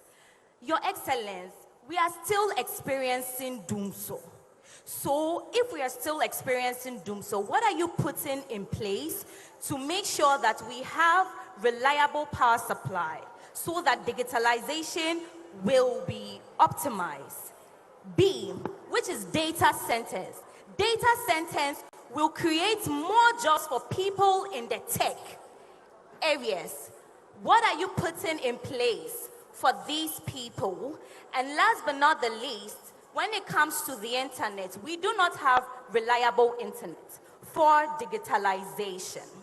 Then it brings me to the cost of data. Data is so expensive. The youth are trying so hard to become CEOs. We are posting on TikTok, Instagram, Snapchat, and so forth. But the data is so much. What are you going to do about that? My third question, you spoke about industrialization. And I would like to read what I saw about industrialization. Industrialization is the process of transforming the economy of a nation or region from a focus on agriculture to a reliance on manufacturing. I would like to focus on the agriculture aspect because you said you would like to encourage us to purchase more of Ghanaian-made produce, right? Mr. President, Your Excellency, Dr. Bawumia, Ghanaians are scared about their health when it has to do with the water situation. So, what do you have to say about that so that we Ghanaians can feel safe to purchase our own goods being produced in Ghana so that we don't get affected, especially with the Galamsey water issue? Thank you. Thank you very, very much, Vanessa, for those questions, and they're very, very important. I think that you've raised pertinent issues that go to the heart of a functioning digital economy. And I think that if you look at the power challenges that we've had recently, from my understanding, there's been issues with gas supplies, and that has resulted. But I'm told that this situation is about to be resolved, and the problem is being fixed. So we will get more reliable power. I think that is the issue. Data centers, I think that that is key.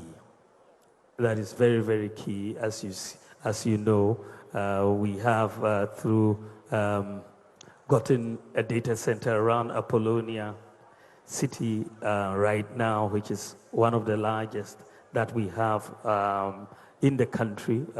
I went to launch it recently because it's very, very important. And we have also said in my manifesto that we've got to build more data centers to do that. So I don't argue with you in that sense. One of the things that what we have prioritized also is fiber optic cable over the last 7 years. Today, I can tell you that 93% of all the NCA licensed fiber optic cable in Ghana was put in place in the last 8 years. 93% was put in place in the last 8 years.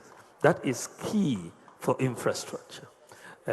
Just a couple of days ago, we launched 5G, which is going to seriously increase the speed.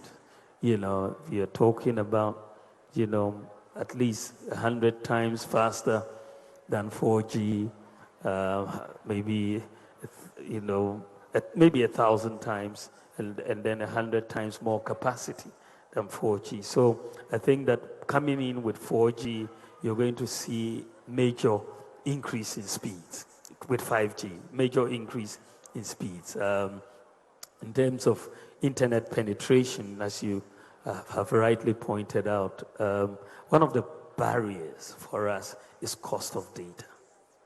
For all of us, for all the youth that I speak to.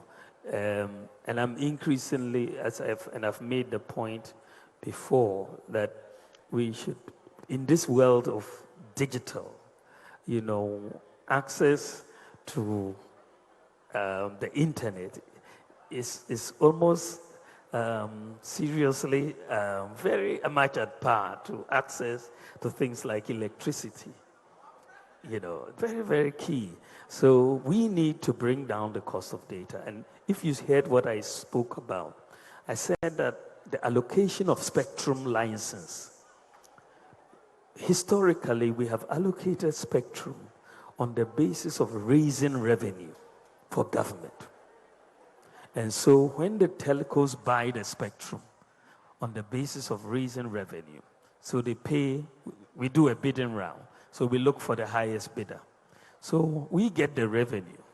So they have to recover their costs. So the cost of data will go up. So I'm saying, don't allocate spectrum on the basis of revenue, because you have a digital inclusion agenda. So you should allocate the spectrum on the basis of digital inclusion and negotiate with the companies to say, we will give you the spectrum, but you have to lower the cost of data. And we can have a negotiation along those lines to bring down the cost of data. But if you want to charge high for the spectrum, they will also charge high for the data. And so I believe that government should take financial inclusion, and this is what I have in the manifesto, should take digital inclusion as a high priority and not be too focused on raising revenue from spectrum. We should use spectrum to get inclusion. And that is, say, you have to spread your services to these areas at this cost. They are willing to do that. So this is one of the things I want to do with the area of bringing down. And I also want to reduce, eliminate the duties on mobile phones, you know, so that we can bring down the cost of the phones and make them more accessible. I would like, where we are going, I would like to make sure almost everybody has a smartphone. That's basically what it should be, because as you put all these services out, cannot access them, then you don't get the benefit globally. So I think that is where we want to go. I think that you made also a point about industrialization and how we move from agri to manufacturing and the cost of water. I think that this is part of, if you look at the 1D, 1F policy that we brought in, one of the things that was clear is that over almost 70% of 1D, 1Fs were for agricultural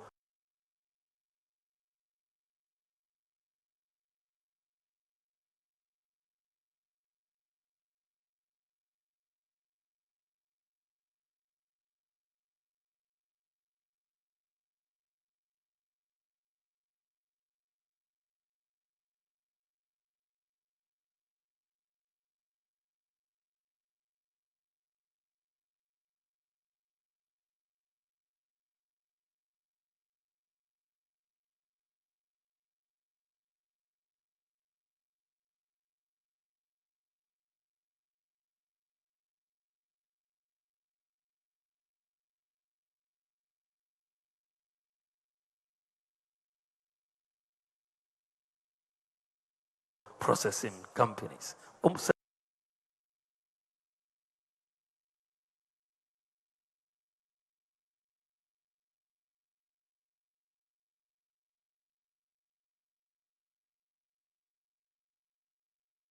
To make sure that we control, and this is why I think that the issues about mining in the water bodies through these galamsey activities is just a no, no, no, no for our country, and we have to do everything to stop it, because the cost for us, disease and everything, is so high. And this is why we really need to regulate the small-scale mining sector and direct them to areas where gold can be found. Because most of them think that the gold can be found in the water bodies. But you can get into, community mining schemes where the Geological Survey Authority has already identified that there's gold here. So you go there, we give you these mercury-free machines and all of that. So you don't have to go to the water bodies, and it's regulated. And I think that is very, very important that we focus there. Thank you. Thank you. Mr. President, we'll take some quick questions from the Ashanti region. Ashanti region, if you can hear us, please ask us just 2 questions, and then we can begin to wrap up. Ashanti region. Ashanti region. Is that the Ashanti auditorium? Yes, that's Ashanti region. Please go ahead with your question. Go ahead with your question. Hello. Good evening, Your Excellency. Please, my name is... Hello? Please, my name is... Vice President. Hello, Mr. Vice President, which we all call you the economic wizard. I would want you to help me with something here, some economics here. With the SMEs you are planning of empowering, I would want to ask, after our produce and whatever we've done and with our supply, we'd want to know how and the steps you've taken to help with the demand, which is the household, to actually hold up whatever we are doing. What steps are you going to take in your government to actually bridge that gap for this household to patronize whatever we are doing, not to cause loss and again surplus of whatever we produce? So in Kumasi, as we know, we are into trading. So we'd want to know, how are you going to help us, someone like me in the eatery industry, which I own a restaurant, Let's Eat Good. I would want to know how you are going to help us do that. Please explain with your economics lecturing. Thank you. Please, I'm Evelyn Abena and an upcoming entrepreneur, so I'll really tackle on the SMEs. I heard of investment credit tax concerning your tax modification and an initiative. So I would love you to throw more light on that, because I'm in Ashanti region, so I'll talk for Ashanti region. And for Ashantis, we are known for doing business or so as a young female entrepreneur, what are some of the incentives that you may bring on board to help boost and then bring good to my business as a youth? Thank you. Thank you. Mr. President, if you can take these questions, please. Thank you very much. I think that the first question was how we bridge demand and supply. If we give the businesses incentives to produce, where is the demand coming from to buy? I think that is an old age question. But I think that one of the first things that we need to do is to first create the capacity to demand. One of the things that I've been pushing for, and thankfully is coming into being, is to make sure we build a credit system in Ghana. Because a lot of consumer demand in many of the advanced countries is driven by credit, right? So if you are in a nation with no or little access to credit, you will be producing at a low-level equilibrium. But if there is access to credit, then there's demand for your goods. and people will buy the latest phone, the latest TV, the latest consumable. So for traders, I think generally we want to see that there is a demand that can be driven by credit availability. And this is why the credit scoring system for me is going to be so transformational for Ghana. I've been working on this for 16 years. I introduced the first Credit Reporting Act for Ghana in 2003, I think, or so, yes. Around 2003, yeah. So, and then we sort of been trying to get, or maybe 2007, trying to get Ghana moving in the direction of a credit reporting and credit scoring. For the 8 years of the previous government, very little was done. In fact, nothing was done. And so when we got back, we said that, look, let's pick this thing up and work to bring a credit system to Ghana. But you needed to put the Ghana card in place, the digital address system, mobile money interoperability so that everybody could have a bank account. Now we've been able to do all of that. So for the first time in our history, we are going to have a credit scoring system that allows people, and as I said, I see digital lending coming up very, very soon. You're already seeing it. Phone companies are giving people loans and so on. And so you're going to see with credit scoring a lot more credit being given to people who can then come to your shops and buy, or even stay at home and order from your shops, because they have the credit, they can pay for it and all of that. So I think that has been one of the major things that we are going to do to expand demand in this country. Secondly, it's just job creation. The more jobs you have, the more incomes there are, and then you have more purchases from businesses. And I think if we can get in, for example, tourists coming into Ghana, as we are enhancing our tourism industry, creative arts industry, the visits, the e-visas that we are providing, the free visas to Caribbean and African countries, and to make Ghana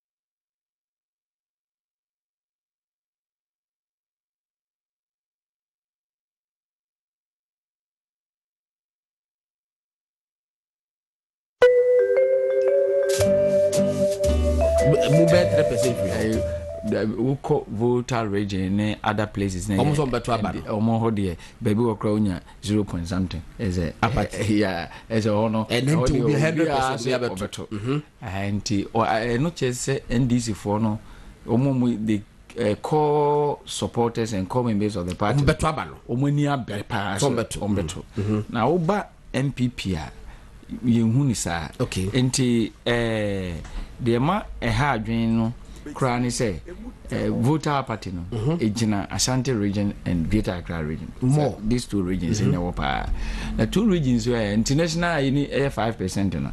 Ashanti region is now about 11%. Hey, Greater Accra is even greater.